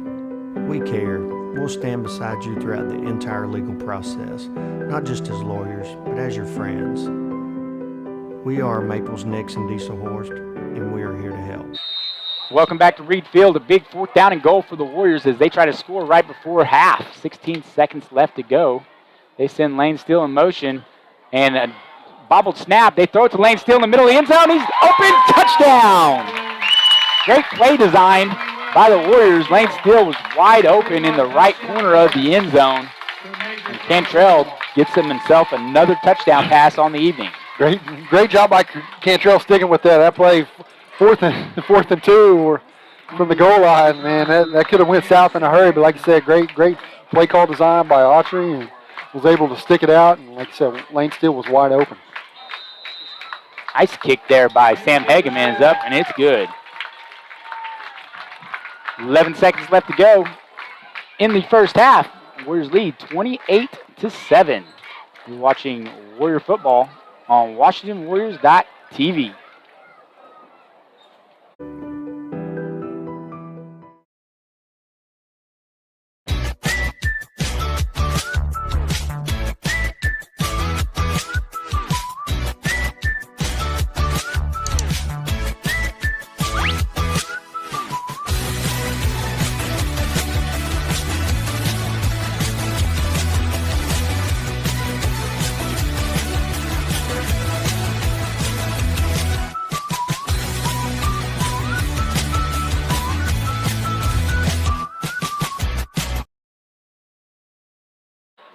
Welcome back to Reed Field. Warriors lead 28-7. A 2-yard touchdown pass from Major Cantrell to Lane Steele gives them a 3-touchdown lead with 11 seconds left to go in the half.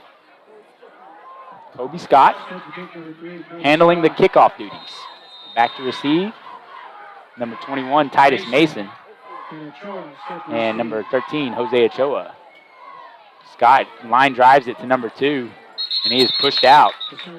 Hayden Hart pushed out by Isaiah Tyler. Smart decision there. Keep it out of Titus Mason's hands. Never want the best player on the team to beat you, Kyle. Yep. And with 8 seconds left here, TJ, you think Purcell's going to take a shot, or are you just taking it in? But they'll get the ball to start the second half. You never know. 8 seconds and 1 timeout left. We shall see. Warriors have been getting some pressure on Creed whenever they have long developing pass plays, and it looks like they're going to go into a kneeling formation. Are the Dragons. And that's what happens. Smith takes the snap and kneels it down. And at halftime, Warriors lead 28-7. You're watching Warrior football on WashingtonWarriors.tv.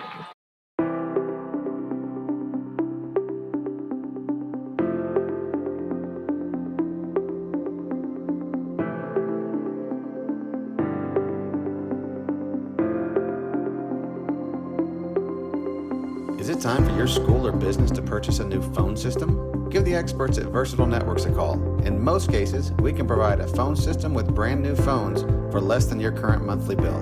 Call us for a free quote today. Allegiant Marketing Group produces inbound lead generation for our clients through integrated traditional and digital campaigns.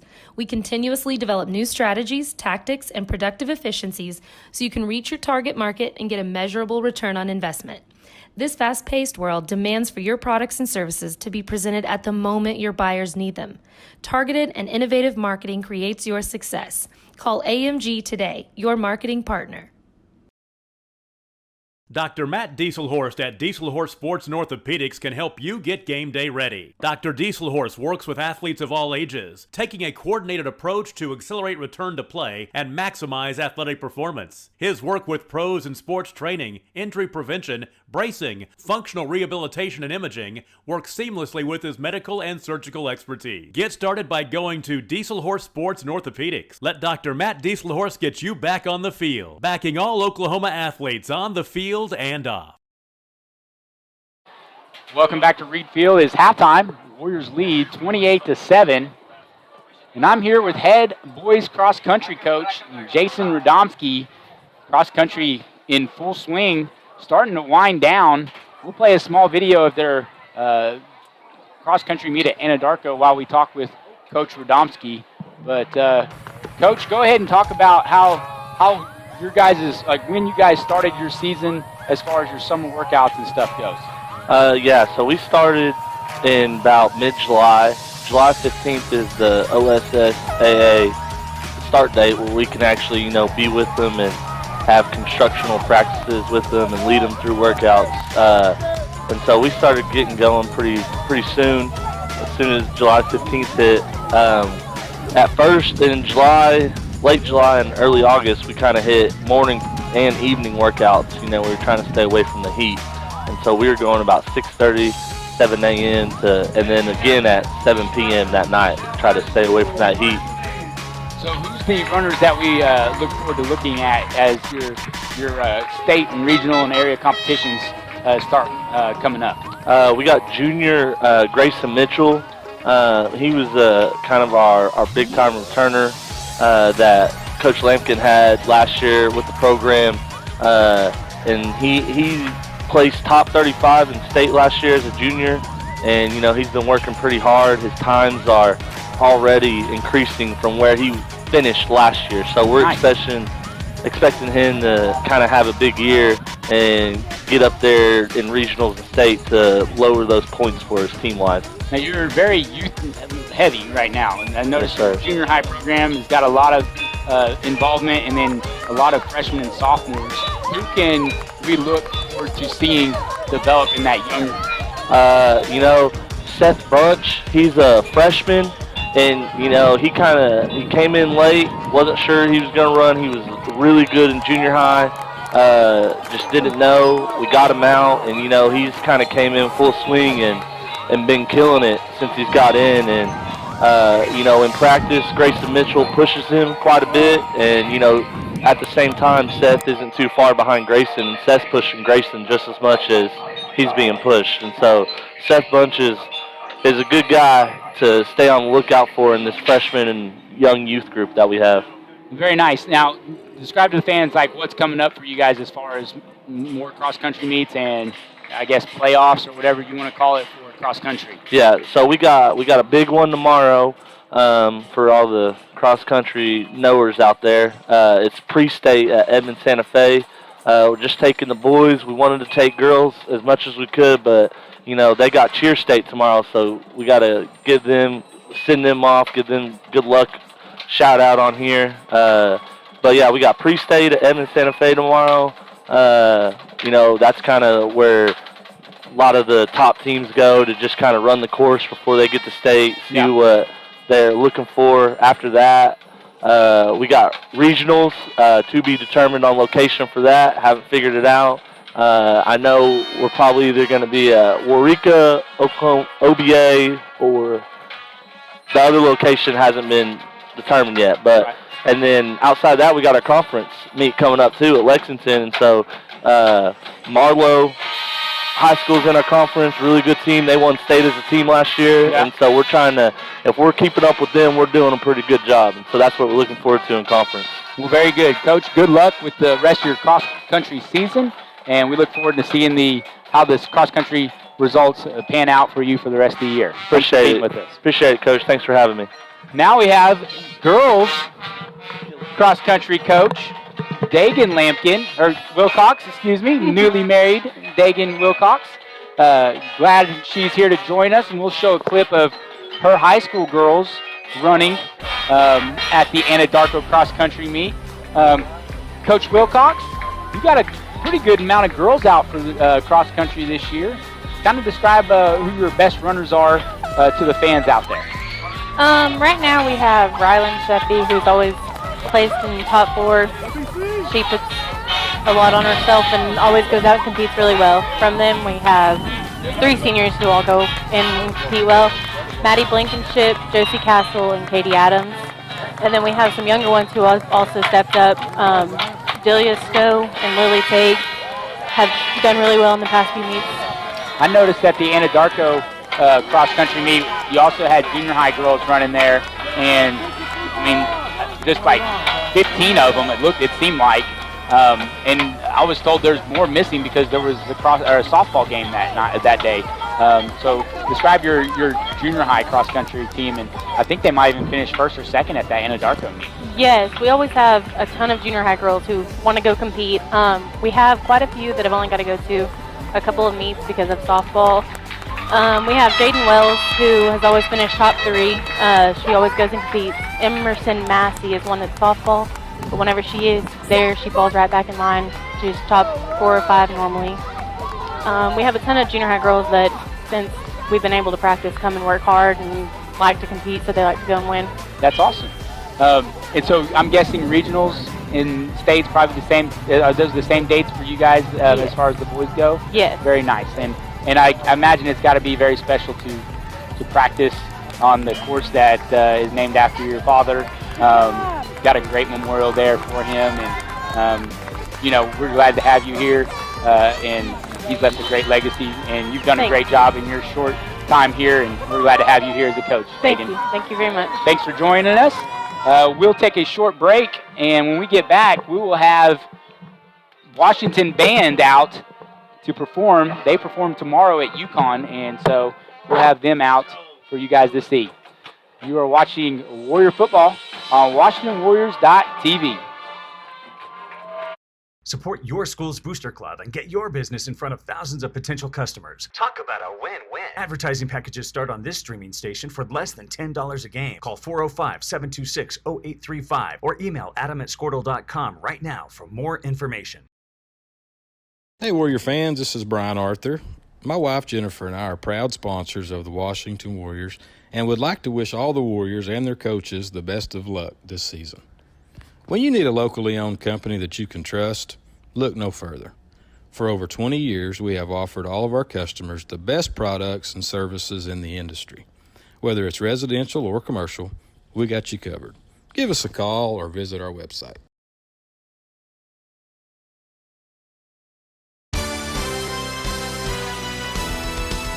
B&H Construction is a proud Warrior partner. They are the leading directional drilling contractor with major operational hubs all over Oklahoma and in Texas. Their involvement in and support of our community goes far beyond utility construction. They're also a good neighbor and friend. When experience and safety count, your best source for directional drilling is B&H Construction. Go Warriors! Darren Beller and Jason Hendricks, owners of Air Product Supply in Goldsview, are proud to sponsor the Washington Warriors on Squirtle for the 2021 season. APS is the regional distributor of Climate Master geothermal heat and air equipment and Lux Air and Oxbox as well. If you are looking for a local heat and air service company, call us at 405-288-0233 and we can put you in contact with the local professional heat and air company. All the employees of APS want to wish Coach Brad Beller and the rest of the Warriors and coaching staff the best of luck this football season. Go Warriors!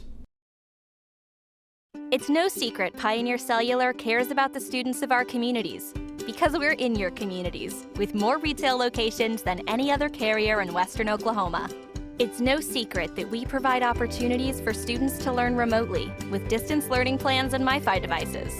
We also help these schools live stream their games so family members across the country don't miss the action. We sponsor schools and colleges because your children deserve the best. Pioneer Cellular. It's no secret.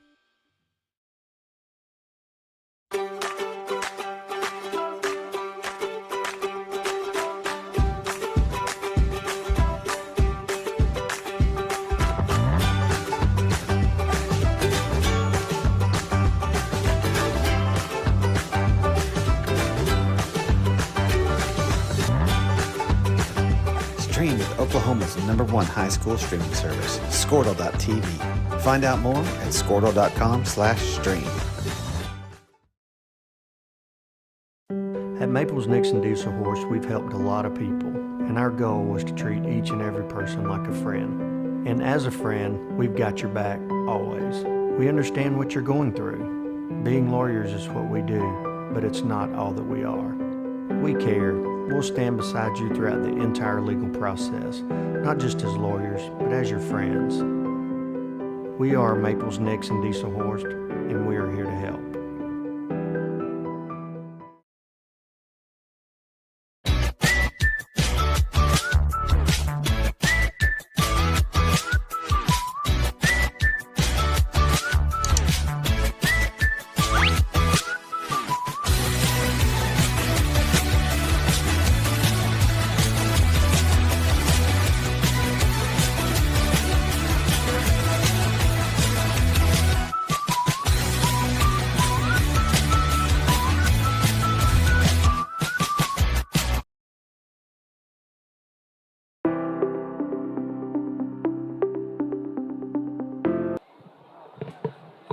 This week, Washington Public Schools had a district-wide fundraiser to get donations for the Warriors for Freedom. Throughout the week, students brought change and cash daily for this great cause. At this time, John Hancock, Washington High School principal, is presenting the district donations to Mrs. Erica Walker, Mr. Derek Jump, and Scott Statton of Warriors for Freedom. These donations are approximately $6,000. That's great. That's great. Thank you, Warriors, for loving and giving your hearts and showing the veterans how much you care. Thank you so much. Veterans for Freedom.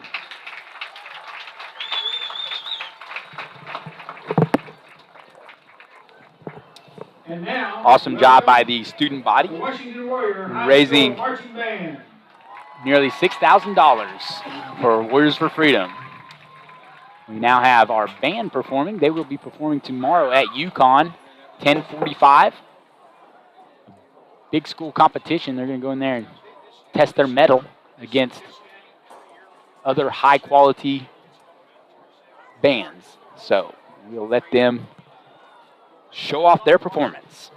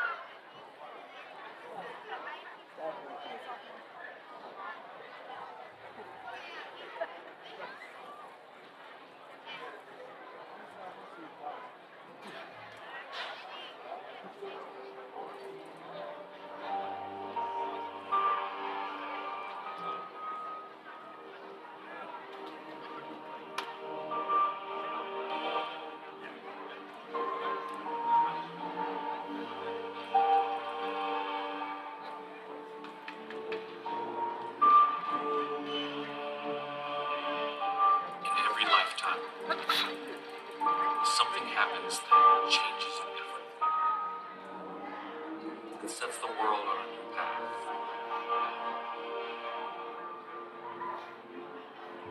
Something that creates a new generation.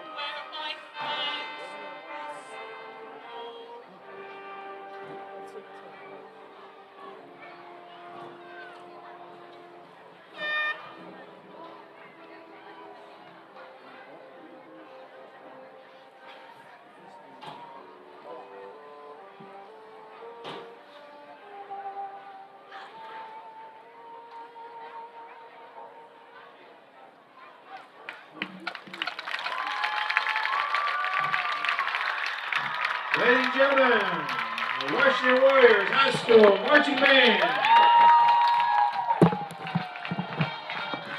Wow, what an impressive performance by the Warrior Band. Jenny Higdon showing off the pipes there.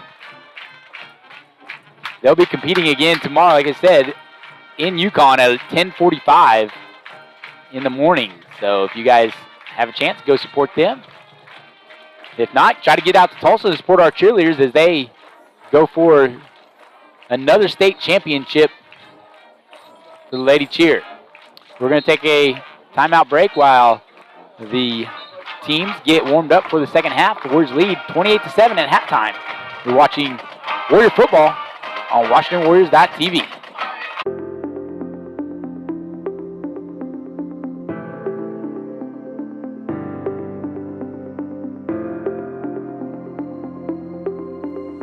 Is it time for your school or business to purchase a new phone system? Give the experts at Versatile Networks a call. In most cases, we can provide a phone system with brand new phones for less than your current monthly bill. Call us for a free quote today. Allegiant Marketing Group produces inbound lead generation for our clients through integrated traditional and digital campaigns. We continuously develop new strategies, tactics, and productive efficiencies so you can reach your target market and get a measurable return on investment. This fast-paced world demands for your products and services to be presented at the moment your buyers need them. Targeted and innovative marketing creates your success. Call AMG today, your marketing partner. Dr. Matt Diesel.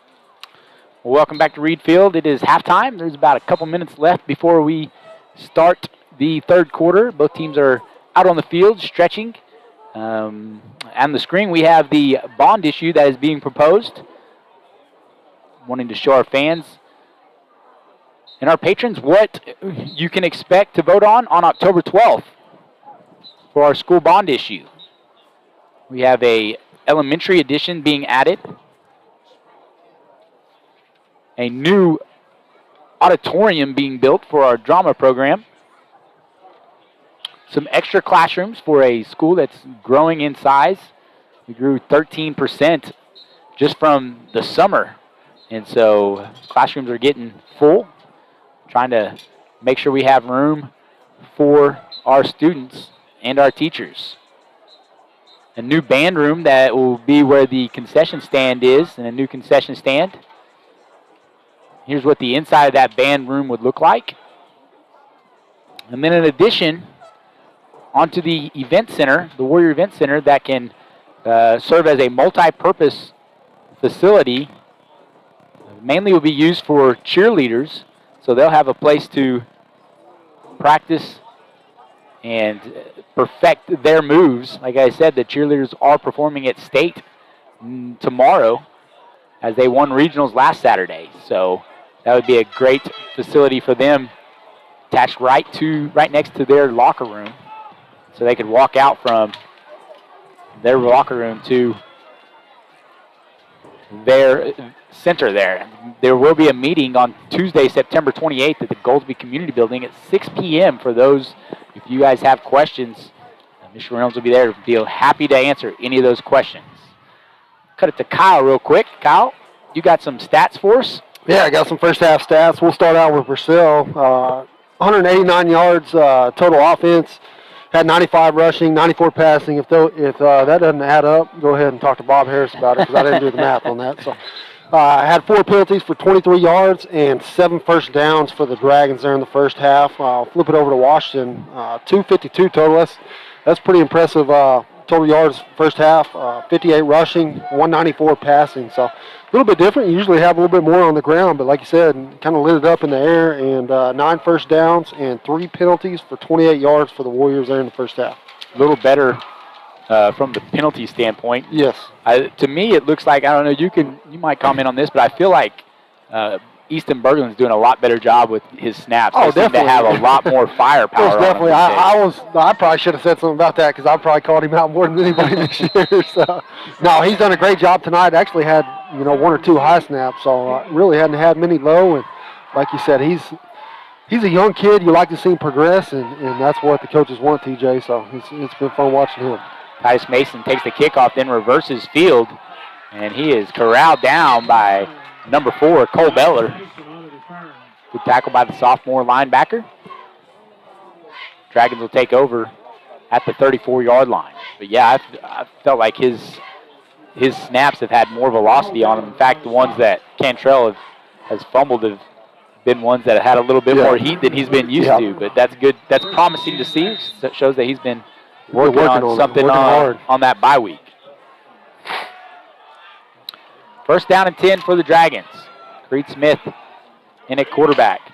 Takes the snap, fakes the handoff to run the option. Nice catch there by the running back. A little bit of a high Jose Tarango. Yeah, he's able to snag that out of the air. Lane Spalding on the tackle. Bring up a 2nd and 8 yards for the Dragons. Nearly a fumble. Has been aside from the fumble by Titus Mason, that Lane Steele had stripped from him. been a pretty clean game. The Warriors in the first three games had issues with penalties. So far tonight, they've done a good job of keeping the yellow flags in the officials' pockets. Handoff goes to Mason Purcell, and he is knocked down by Keller Howard. Hayden Milner trips him up to begin with. Keller Howard cleans it up. Yeah, great job by Milner right there. You like that on your defensive end. Stretch the play, make them cut it back inside, and then you let your linebackers come in and clean that up, TJ. Picture perfect play right there for Milner. Howard is sophomore linebacker. Very physical at that linebacker spot. 3rd down and 6 for the Dragons. Spread formation. Watch Titus down here at the bottom. He's looking that direction on an out route. And pressure. Had to get rid of it by quick. Rope Scott. Yeah. Creed Smith having to pick himself off the turf. Coverage by number 21, Lane Steele. And it's going to be 4th and 6, and the Dragons are punting. Number 9 for the Dragons, Broderick Smith. Lines up at his 24-yard line to receive the deep snap. Lane Steele at the 24-yard line of Washington. Spiraling punt. And Lane's able to get it at the 15, try to give the Warriors something. And he carries a couple defenders before being pushed out of bounds. Number 1, Austin Burton. And number 14, Adam Edelman, make the stop for the Dragons. Warriors take over. 10:09 left to go in the 3rd quarter, leading 28-7. Have the ball at the 25-yard line. We'll see if the Warriors, once they get a 1st down, if they try to go with that tempo again. 2 receivers to each side for Cantrell. Cantrell takes the snap, hands it off to Scott. Scott is met at the line of scrimmage for no gain. Really hadn't been a whole lot there in the middle, TJ. Like I said, it's been a pretty physical game up front between these two lines, and Purcell's done a good job getting off the ball. Washington, like we talked about, only had 58 yards there in the first half on the ground. So. You probably think that Coach Beller is going to want to try to establish the run early here in the second half. Number 9, Broderick Smith on the tackle. Dragons showing pressure. Passes to Kobe Scott. He makes the catch for about a 5-yard gain. Bring up a 3rd down and 2 for the Warriors. Had to go up and get that one. Check that, 3rd and 1. A lot of plays you can run with 3rd and 1, yep. Kyle. Probably going to see, well.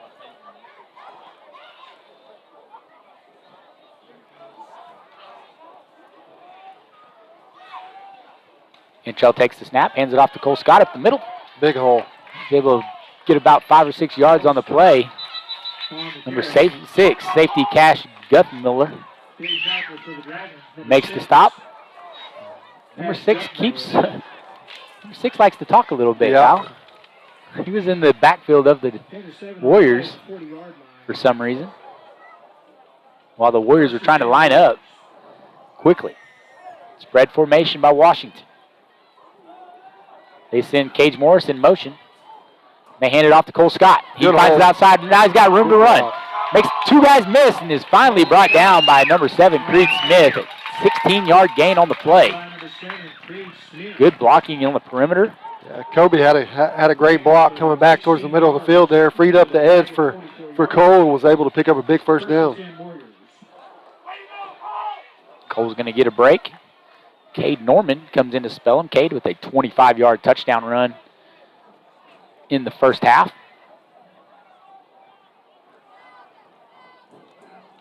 They send Lane in motion. He comes back this way. They hand it off to Cade Norman. It looked like he might have got a face mask, but don't see a flag.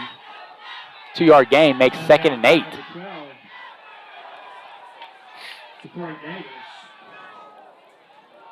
Warriors getting the call in from the sideline. Kind of get out of that tempo, TJ. Just kind of taking their time, setting some plays in from the sidelines, and we'll see if Washington, they've been kind of back and forth on that. When they've been successful, they've kind of went to that tempo, so we'll see if they have a big play if they go back to it. Cantrell rolls to the left, and the ball is batted down again.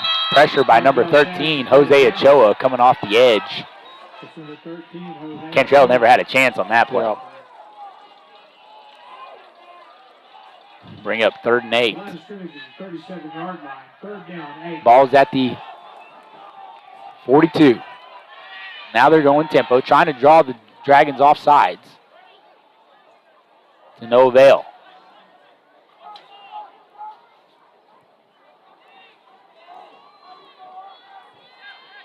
Cantrell takes a snap, looking left.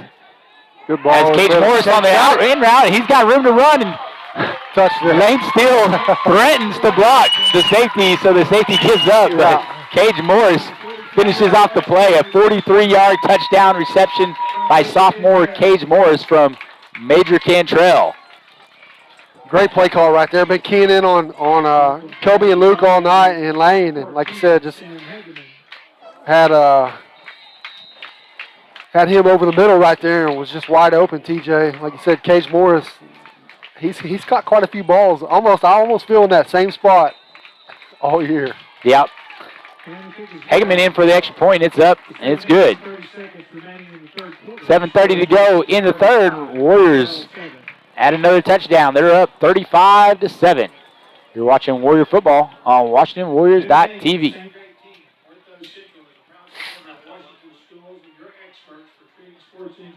Horst at Dieselhorst Sports and Orthopedics can help you get game day ready. Dr. Dieselhorst works with athletes of all ages, taking a coordinated approach to accelerate return to play and maximize athletic performance. His work with pros in sports training, injury prevention, bracing, functional rehabilitation, and imaging works seamlessly with his medical and surgical expertise. Get started by going to Dieselhorst Sports and Orthopedics. Let Dr. Matt Dieselhorst get you back on the field, backing all Oklahoma athletes on the field and off. Welcome back to Reed Field. Warriors up 35-7 after a 43-yard touchdown pass from Major Cantrell to Cage Morris. Titus Mason takes the ball at the 5-yard line, and he's got room to run. Now he's got a lot of room to run. 40, and Kobe Scott's going to be the guy that pushes him out of bounds. He found a lane. That might be a spark that the Dragons needed to get going. That's one thing. Usually when you're one-on-one with your kicker, it doesn't turn out well. But luckily we have Kobe out there who was able to run him down and force him out of bounds. But, great return for the Dragons. They'll take over. Looks like the 37-yard line. Big return by senior Titus Mason.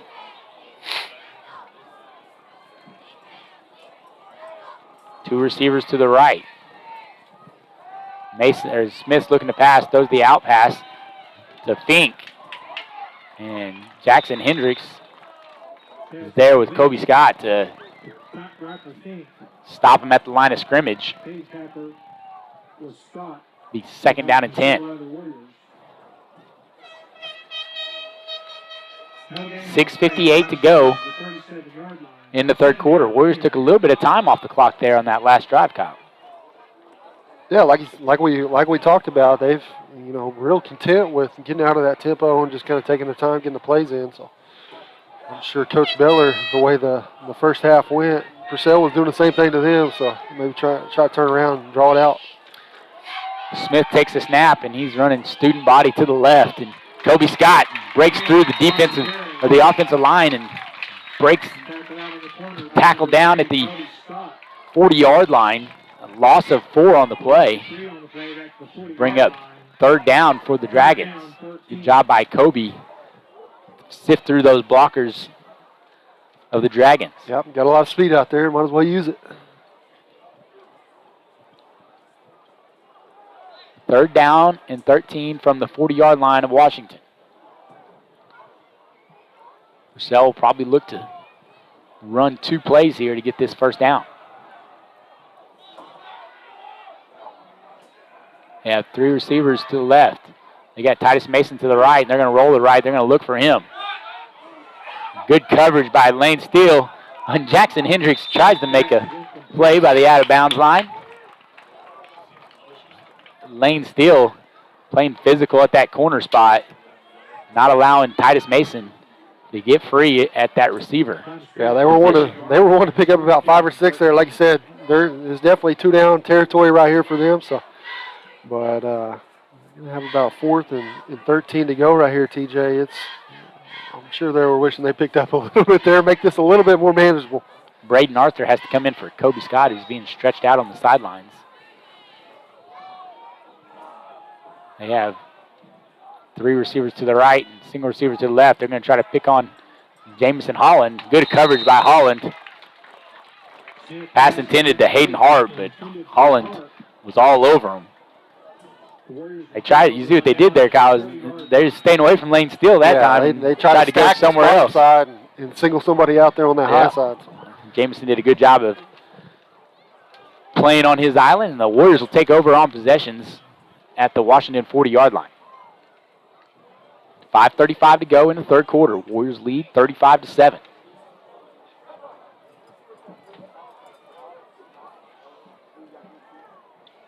Reese Stevens in now.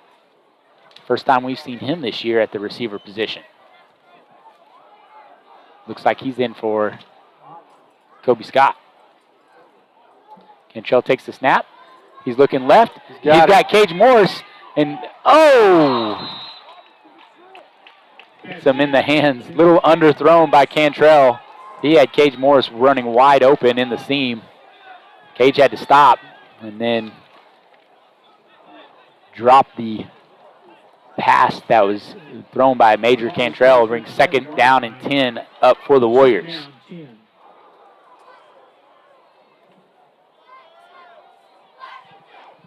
Spread formation by Washington. Purcell creeping in. Cantrell takes the snap. Patient with the handoff and gives it to Cole Scott. And he just waiting for his lineman to give him the way. Number 70 for the Warriors. Jordan Vanier there leading the blocking scheme for him. Yeah, that middle's been clogged tonight, so good job by him letting that play develop and letting the big guys get out in front and was able to pick up a big first down. Here comes the tempo. And they're able to get them to drop off sides this time. 5-yard penalty will make it 1st and 5. They've tried that multiple times tonight. Well, they hadn't been able to get it. They jumped off several times tonight, but haven't given it to them. It's kind of a delayed call right there as well. I didn't know if he wanted to call it, but I think the fatigue might be starting to set in on Purcell. They lost some discipline there. After the penalty, it'll be 1st and 5 from the 43. 3 receivers to the left. Single receivers Reese Stevens to the right. Handoff goes to Cole Scott. Looking for blockers. Met in the backfield by Ochoa. And he goes nowhere. Be 2nd down and 5.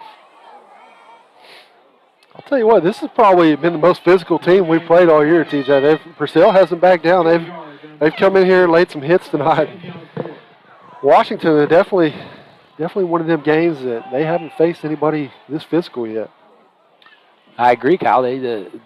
Both teams hitting really hard, and even though Purcell's down 4 touchdowns, they are still swinging hard on the defensive end. 2nd down and 4 for the Warriors. Cantrell takes the snap, hands it off to Cole Scott up the middle.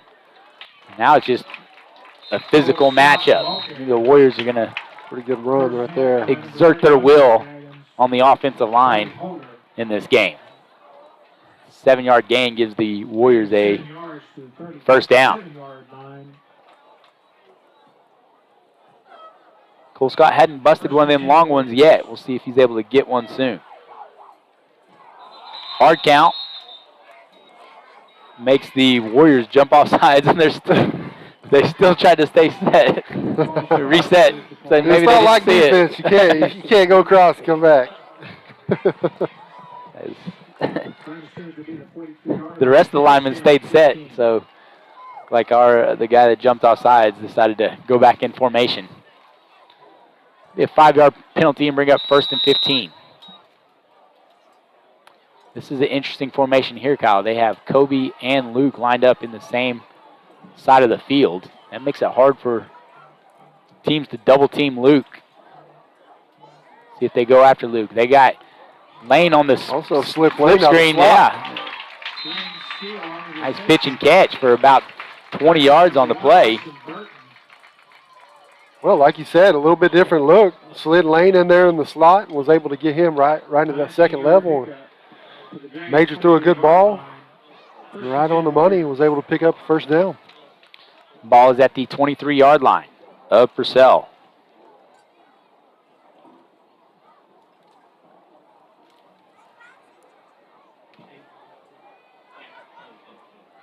Cantrell sends Kobe Scott in motion, hands it off to Cole Scott up the middle.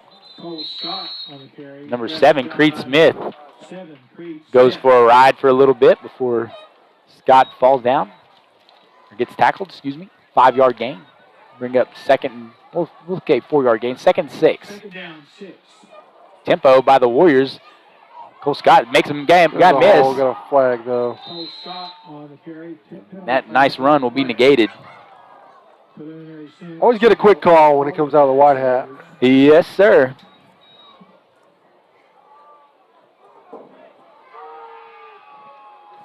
Fans do not like that call. Back the Warriors up 10 yards and make it 2nd and 17. Penalty places the ball at the 31-yard line. 2nd down, playing. But all that we'll do is add to Major's throwing yards here if they choose to pass. Again, Luke Hendricks singled up here with Titus Mason. Cantrell looking to the right. He's got Lane steal. Just underthrown. Bring up 3rd and long for the Warriors. That's one of them they'll look at on film. Say, man, you got plenty of time. Set your feet. He's wide open. Throw it. Major just getting a little bit in a hurry right there. But you wonder how many of these young quarterbacks watch guys like Patrick Mahomes and Aaron Rodgers ball quick. Make it look so easy by throwing it off balance. But Kyler Murray's the same way. Those guys are special guys. Major doesn't have $100 million sitting in front of him. 5 guys blocking for him either. 3rd and long. Cantrell takes a snap. There's pressure. He throws it up to Luke Hendricks, and it's incomplete. Ball's down in the end zone. Pressure provided by Purcell, number 31, Brody Holder. We're up 4th and long from the 31. We're probably going to go for it here. What do you have in the playbook for 4th and 17, TJ? Throw it to my athlete. Got a couple of them out there you can choose from. Line's going to have to give them some time. But the Warriors have been shown the ability to strike quick. They bring Reese Stevens out there on the edge. They bring Luke Hendricks in tight. They send Kobe in motion. They throw it to Kobe in the flats. He's going to get downhill. Oh, good hard tackle by number 1, Austin Burton. About 2 yards short of the first down. Punt, good play there. Let your big wide receiver get going downhill. They just made a better play on defense, and the Dragons will take over on downs. Pretty good play call right there, TJ. I like that. I do. You're looking for something over the middle or something deep right there. You know, throwing one of your big guys' hands and let him try to pick up the big 17. Ball's at the 15-yard line. Hard snap. Creed Smith's able to corral it. Hayden Milner is down in the backfield to come up with a sack. Good pressure by the defensive end. Hayden Milner. Like the ref letting him carry on with that right there. Usually he'll blow that dead and throw out one of them yellow flags right there for a power slam. But that's the stats I have say that's his first sack of the season. Which is hard to believe because he was pretty good at, I say it's hard to believe, the first 2 games we played, there's only about 6 passing plays. So, sure as the season wears on, he'll start getting warmed up. Handoff goes to Purcell. Purcell works the left side of the line, able to pick up a couple yards before being pushed out by a host of Warriors. After a game out to about the 10-yard line. It's like Rope Scott and Cade Norman. Excuse me, Keller Howard. Those jerseys are a little tight on those players, Kyle. Their numbers are getting rolled up. Can't hardly tell from the front. Hey, look for Titus down here with Lane. They've been kind of singling out, going to the other side of the field here. Lane almost looks like he's getting bored. I think Coach K might dial up some pressure here. They play four-man front, and they got him close to the end zone. He's able to make some guys miss. Jackson Hendricks and Keller Howard there. The tackle Creed Smith to the original line of scrimmage. Caleb Bruce there too. Good job of covering that one up right there, TJ. He scrambled for a little bit and, kind of got some legs under him, had an opportunity to pass, and nobody knew if he was going to pass or run it. So Warriors had it covered up and was able to swarm in there and get him down. Number 9 for Purcell. Roderick Smith punting deep in his own territory to Lane Steele. Let's see if Lane, he's been able to recover a lot of these punts. Yeah, he caught one, and then there was the last one I thought he was going to catch, and he let it bounce, so we'll see. We get a good punt block, that's not going to happen. That one. Heads up, student section. That looked like knee punting. Not sure who caught Drew McCaleb with the catch, it looks like. World-renowned volleyball player for the Warriors. Staying volleyball at the Goldsby Church. I don't know what that punt was. They might have been better going for it. Let's see where they get it. Yeah, it's right at the line of scrimmage, so they didn't. Well, in the golf world, we call it a shank. Or in my golf world, I call that normal hit. That's every swing for you. A little Ryder Cup action today. It's always my favorite golf term of the year. Oh, yeah, for sure. 3-1. Masters and everything. 3-1 on the day, I hear. Yeah. Warriors take over at the Dragon 20-yard line, so that was a 5-yard punt. Cantrell takes the snap, hands it off to Cole Scott. Cole Scott looking to the right, and there's a flag, again, by the white hat. That's going to be a hold. But, yeah, in Whistling Straits, Wisconsin. Pretty tough course, TJ. Abby's not even into golf. I told her today, I said, we're in Nolly's Peyton. I told her, I said, check out this hole. Par 3 right along the water. I mean, there wasn't nothing but rocks in the green and tee box. 10-yard penalty, back it up to the 27-yard line with a minute to go in the third quarter. Warriors lead 35-7. First down, 19. Sure, there's some refreshments being drank in Wisconsin. Yeah, that's on one of my bucket lists. To make it rowdy. So I'm going to make it happen one of these days. Lane still goes in motion. They hand it up to Cole Scott up the middle. If anybody wants to sponsor that trip, me and TJ would be gladly to accept it. It doesn't even have to be overseas. It can be in the United States whenever it's hosted here. It'll be a fun weekend of sports. Yeah, OU playing West Virginia tomorrow in the night game. Big 12 tilt. OSU playing K-State at home. So some good football. Golf all weekend. Good time to sit on the couch. Yeah. Good patio weather too. For sure. They send Cade Norman on the jet sweep, and the Purcell defender, look like number 12, Corey Davis. is able to fight off the block. And that play went backwards, long ways backwards. This offense has kind of went downhill the last two drives. TJ really been kind of slow to get to the ball and hadn't made many plus yardage plays. So we'll see if going into the fourth quarter, Brad can get it turned around right here. Warriors were able to get a touchdown that quarter, but they still lead 35-7 heading into the fourth. You're watching Washington Warrior football on WashingtonWarriors.tv.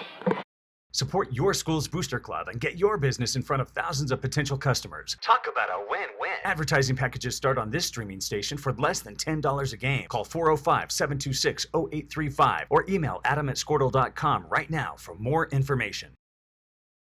Hey, Warrior fans, this is Brian Arthur. My wife Jennifer and I are proud sponsors of the Washington Warriors and would like to wish all the Warriors and their coaches the best of luck this season. When you need a locally owned company that you can trust, look no further. For over 20 years, we have offered all of our customers the best products and services in the industry. Whether it's residential or commercial, we got you covered. Give us a call or visit our website.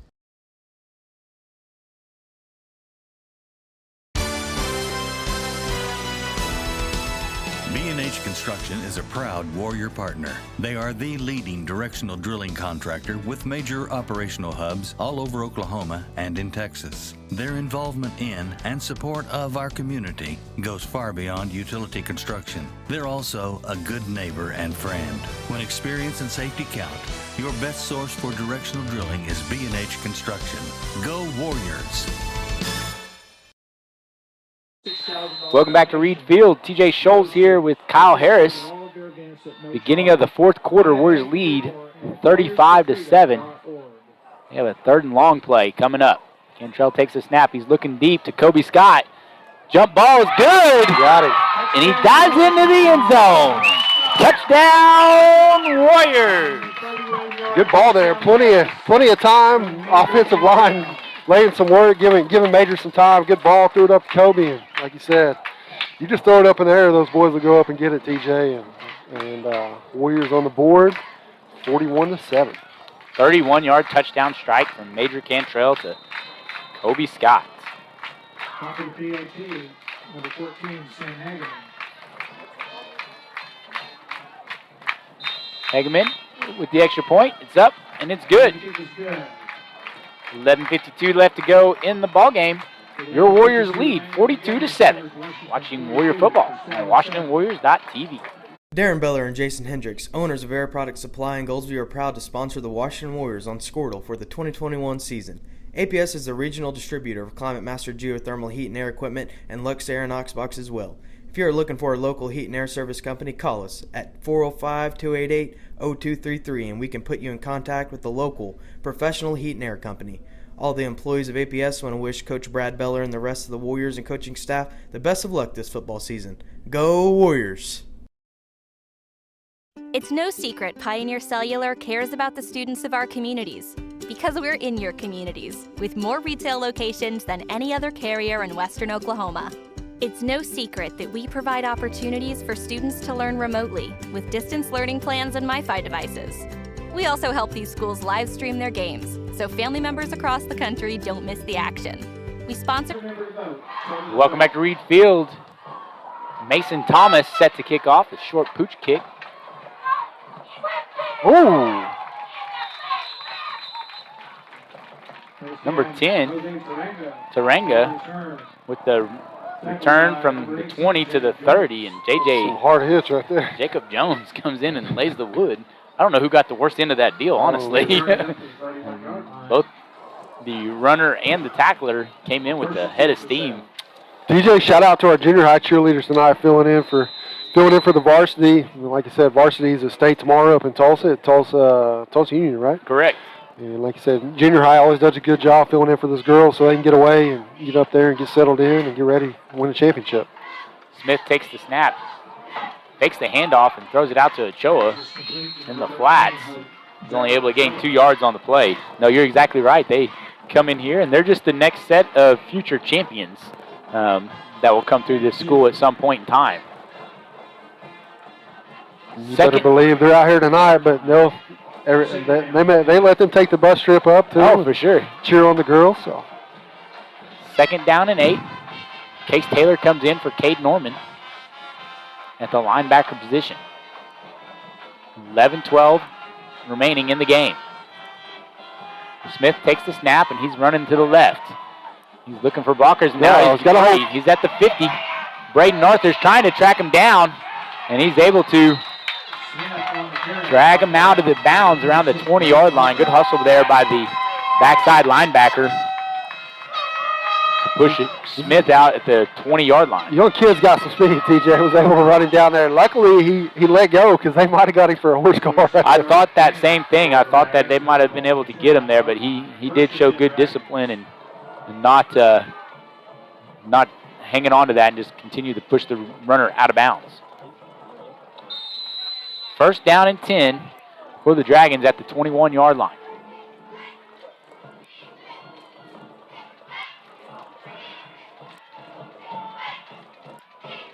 Smith takes the snap, hands it off to Fink. Fink cuts it back up towards the middle, and he's brought down by Case Taylor and Jacob Jones. His run will be good for a first down and goal for the Dragons. Subbing in some younger guys. Got 61 Baylor Haynes coming in there on the offensive line. Yeah, Coach Baylor like to get these young guys some experience. They've had quite a bit here early in the season. That is true. This defensive line is going to have to bow their necks here a little bit to try to keep Wyatt Denton. Who else we got? 70, 79. Well, Dom Jackson. Dom plays. Big Dom Jackson. He plays normally Yeah. too, though. Smith takes the snap, and he's just going to look for a hole on the right side. Looks to be a little bit short. Bring up second and goal for Purcell. Got to give Purcell some credit. They came out and answered the Washington Warriors' first scoring drive with a long drive of their own. Second down and goal from the 2. But ever since then, it's been all Washington. They've scored 35 unanswered points. Blow this game open, 42-7.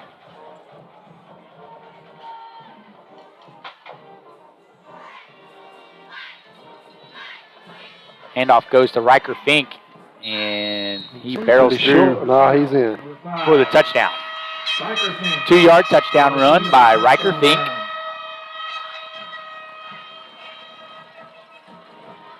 Makes the score 42-13. Xander Springale on for the extra point. Off to the point after try, number 40, Xander Springale.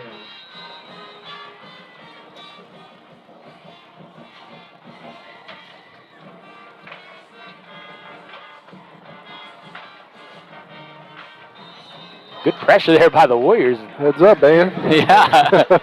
they got a performance tomorrow. Come on now. Ball stuck in the tuba. We're going to have to get it out. Got a plunger? Somebody got a plunger? Missed extra point. Keeps the score 42-13. Watching Warrior football on WashingtonWarrior.tv. Schools and colleges, because your children deserve the best. Pioneer Cellular. It's no secret.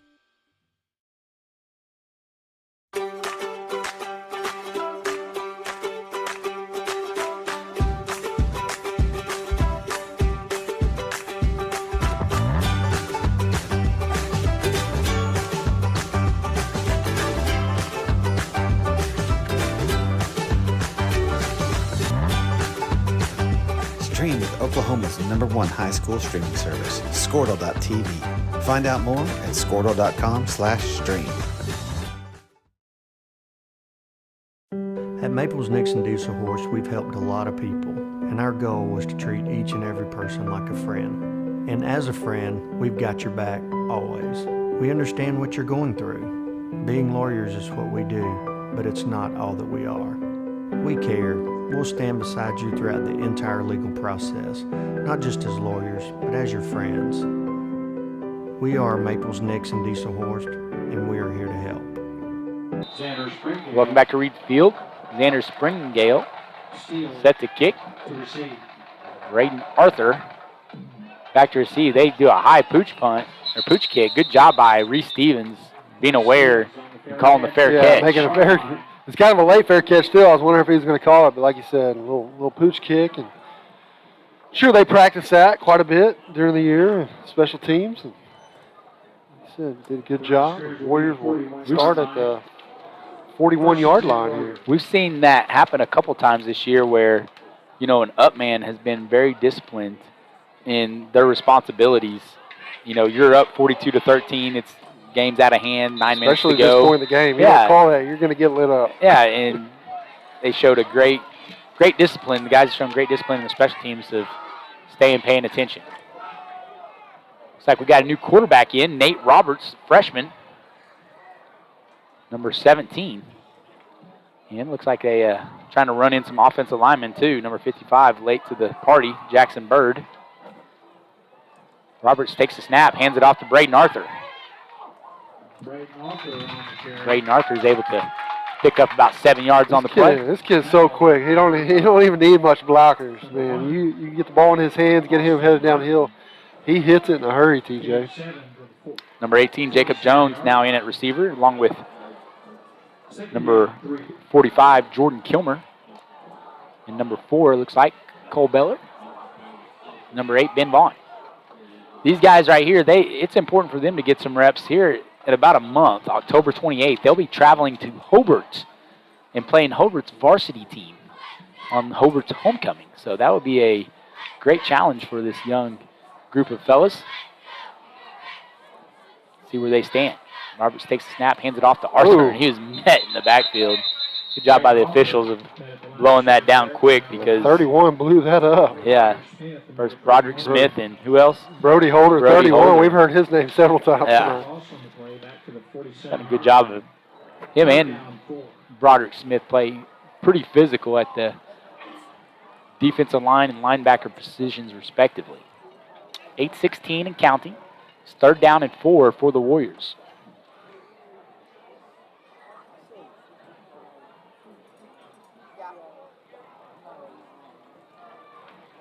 Roberts looks down to get a snap. Hands it off to Ben Vaughn, on the jet sweep. And he pushes past the first down marker, but there is a flag in the backfield. Flag down by number 57. Usually indicates holding, Kyle. Holding, though, on the Warriors. Well, like a lot of penalties this point in the game, stopping that clock, TJ. I agree. Good thing Purcell doesn't have that far of a drive home. 10 minutes or so down the road. As it appears, the Warriors might be able to keep that War 74 trophy here in Washington. 3rd down, 20. What do you got? 3rd and 20 for the second, third string offense right here, TJ. Handoff to Braden Arthur. Nate Roberts does have a good arm, though, so if they can provide some time, might be able to get something here. Handoff does go to Braden Arthur, but he is stood up by guess who? Brady Holder. And Broderick Smith.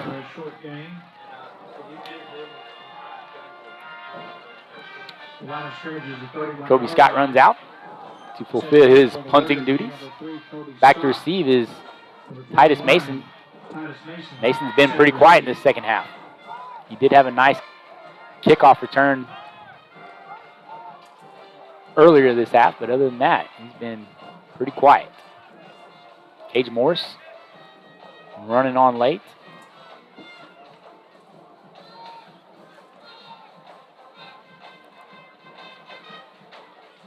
No rush.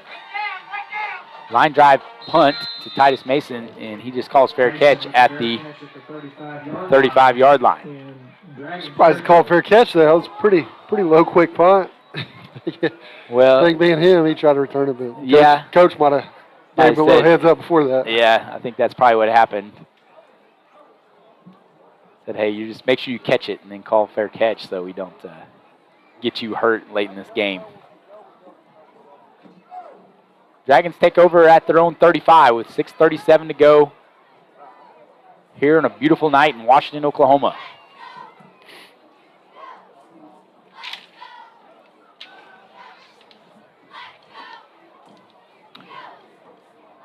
The Warriors will be playing at Bethel next week. Bethel, we'll have to get a score on them.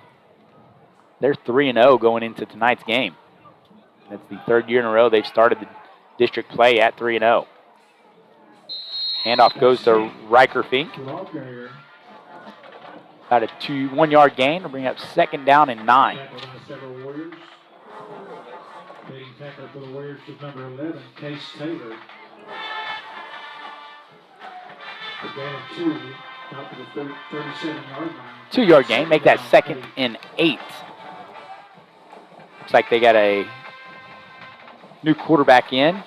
That is number 22 for Purcell. Payson Purcell, the junior running back.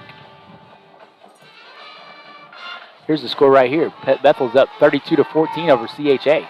Found it before I did. Yep, Payson Purcell works the left side of the field, gets to about the 45-yard line for a first down. That's what I like about, one of the things I like, among other things, about our Squirtle broadcast is you can see the ticker at the top of the screen that is showing scores throughout the game, so you can keep track.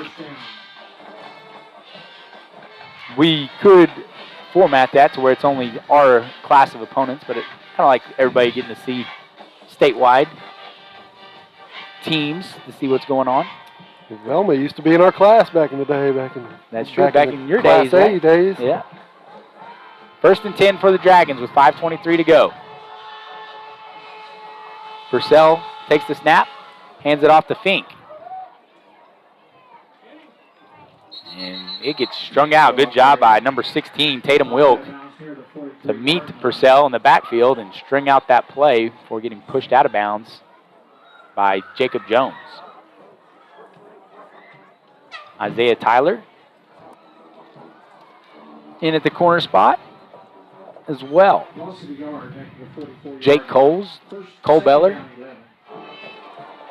Case Taylor, and Isaiah Taylor. Yeah, looks like number 38 for the Warriors, Mason Singletary, in those linebacker positions. Payson Purcell takes the snap, and he's going to run it to the left side of the field.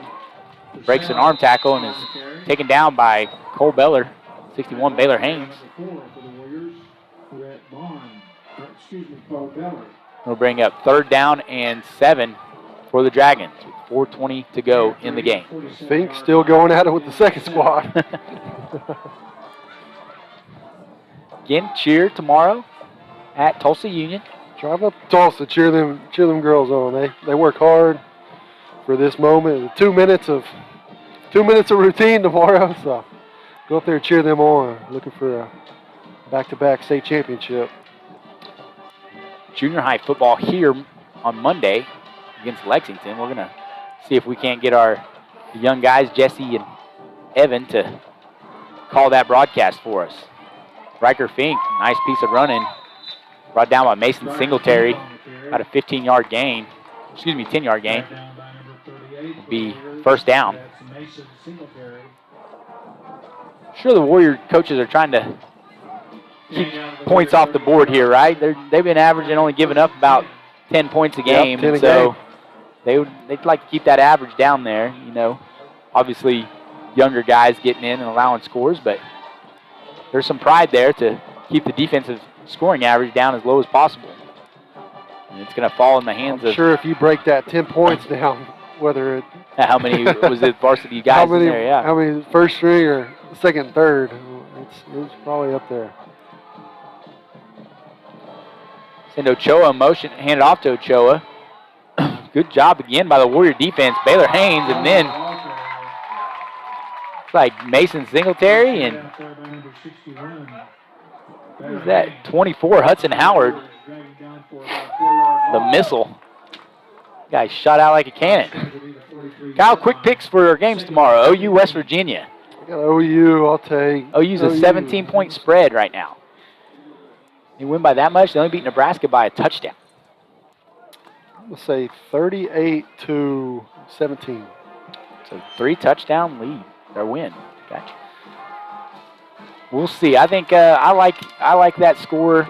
I'm going to go with 35-21. OU. Good job there by Cole Beller taking Fink's legs out. A couple yard loss on that. So you don't think they're going to cover the spread tomorrow? It's kind of hard. They haven't covered the spread in 2 of their 3 games, right? Yep. So I don't know. Maybe they'll surprise us. Time will tell. OSU and K-State. K-State's a 5-point underdog. OSU's favored for some reason. Well, as an Oklahoma State fan, I'm taking K-State tomorrow. Straight up, no points? Straight up, no points. Money line, huh? I am too. I don't trust the offense. Defense has been playing well. They're going to have to lean on the defense. Payson Purcell hands it off to Riker Fink, and Cole Beller's there to trip him up again. Also, Case Taylor Cole Beller's a strong little guy, and he has such a great good attitude. Yeah, Good and attitude. just, his balance and gravity. He's great at tackling. Yeah. He's low, gets low and does a good job of tripping up those Tell you what, defenders. This young class right here, man, they've got some kids coming up to play. They've already got some kids playing up on the first string right now. But man, it'll be a good class to watch grow. And by the time they're seniors, they're going to have a pretty good ball club. Defense was able to hold him. It's going to be a 4th down. Looks like we got a penalty flag and a legal substitution on Purcell. 53 seconds left to go.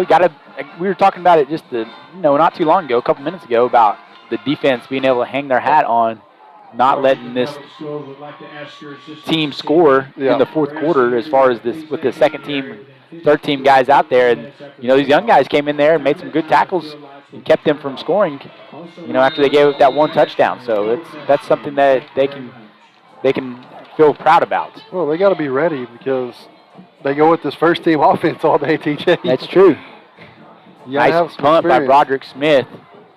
Gets downed inside the 15-yard line at the 13. You're right. I can't imagine, the amount of kids we have out for football allows our coaching staff to be able to go, 1s and 2s on offense and in defense. Got to have respect for those two guys. Yeah, they're going against some of the best, one of the top teams in 3A or 2A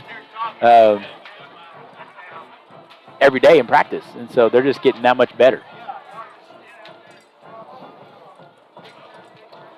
42-13 with 43 seconds left. Roberts comes out with Hudson Howard in the backfield. We'll see if Hudson Howard can get a touch. And it looks like we're just going to kneel it. Nate Roberts takes the knee. It's going to hurt the yardage on the running game. I wonder, I need to ask Bob that. I said, you take those lost yards? You do in fantasy football, I know that. And that's going to be the end of the ball game. A 42-13 victory by the Washington Warriors on Warriors for Freedom night here in Washington. Good job by both teams playing a physical, tough ball game in honor of our veterans and our servicemen and women, Kyle. Yeah, great night. And like you said, both communities do a good job of coming together and supporting the great servicemen and women in this country. And, both of us appreciate it as well. For sure. That's a big thing we always kind of lean on, and, it means a lot to us. I've got, service members of my family, and I'm sure you do too. Same as well. Here, yep. And, it's always good to see two communities come together for such a great cause, great night, and that's really, there's a football game, but that's really what this week's all about. So. For sure. Again, student body raising nearly $6,000 to send to the Warriors for Freedom. And another thing that I like, Kyle, about this game night, these are two rival teams. You got the War on 74 trophy about to be presented to the coaches, but I didn't see any type of dirty play by either team. It was just hard physical play. Said, yeah. And you might see that against rivals. They might get a little chippy, but I thought both teams played a real clean game, and that's a credit to their coaching staffs and the kids' character on each team. So Warriors, as they hoist up the trophy, that'll stay here in Washington. That's I believe the 3rd year in a row that they've been able to. Every year we've done it, we beat them. So it went out of Brad's office, going right back into Brad's office. Exactly. But again, very good, very well played ball game by the Warriors. Again, showing balance. Got the running game going in the second half, and showed a lot of physicality on both sides of the ball. Cleaner game than we've seen in the past, first 3 games. And so really excited, looking forward. They got Bethel coming up next Friday at Bethel, 4-0. Bethel's one of those teams that, along with CCS, are challenging the Warriors for the district title this year. And so that'll be a game that the kids will have to get up for. And they got a pretty good tailback that's not bad. So we'll see if the defense can get locked in early and often. And we'll see you guys there. But really, really great game. Good win for the Warriors in 42-13 final here at Reed Field. For Kyle Harris, I'm TJ Scholes. You've been watching Washington Warrior football on WashingtonWarrior.tv. Good night and go Warriors.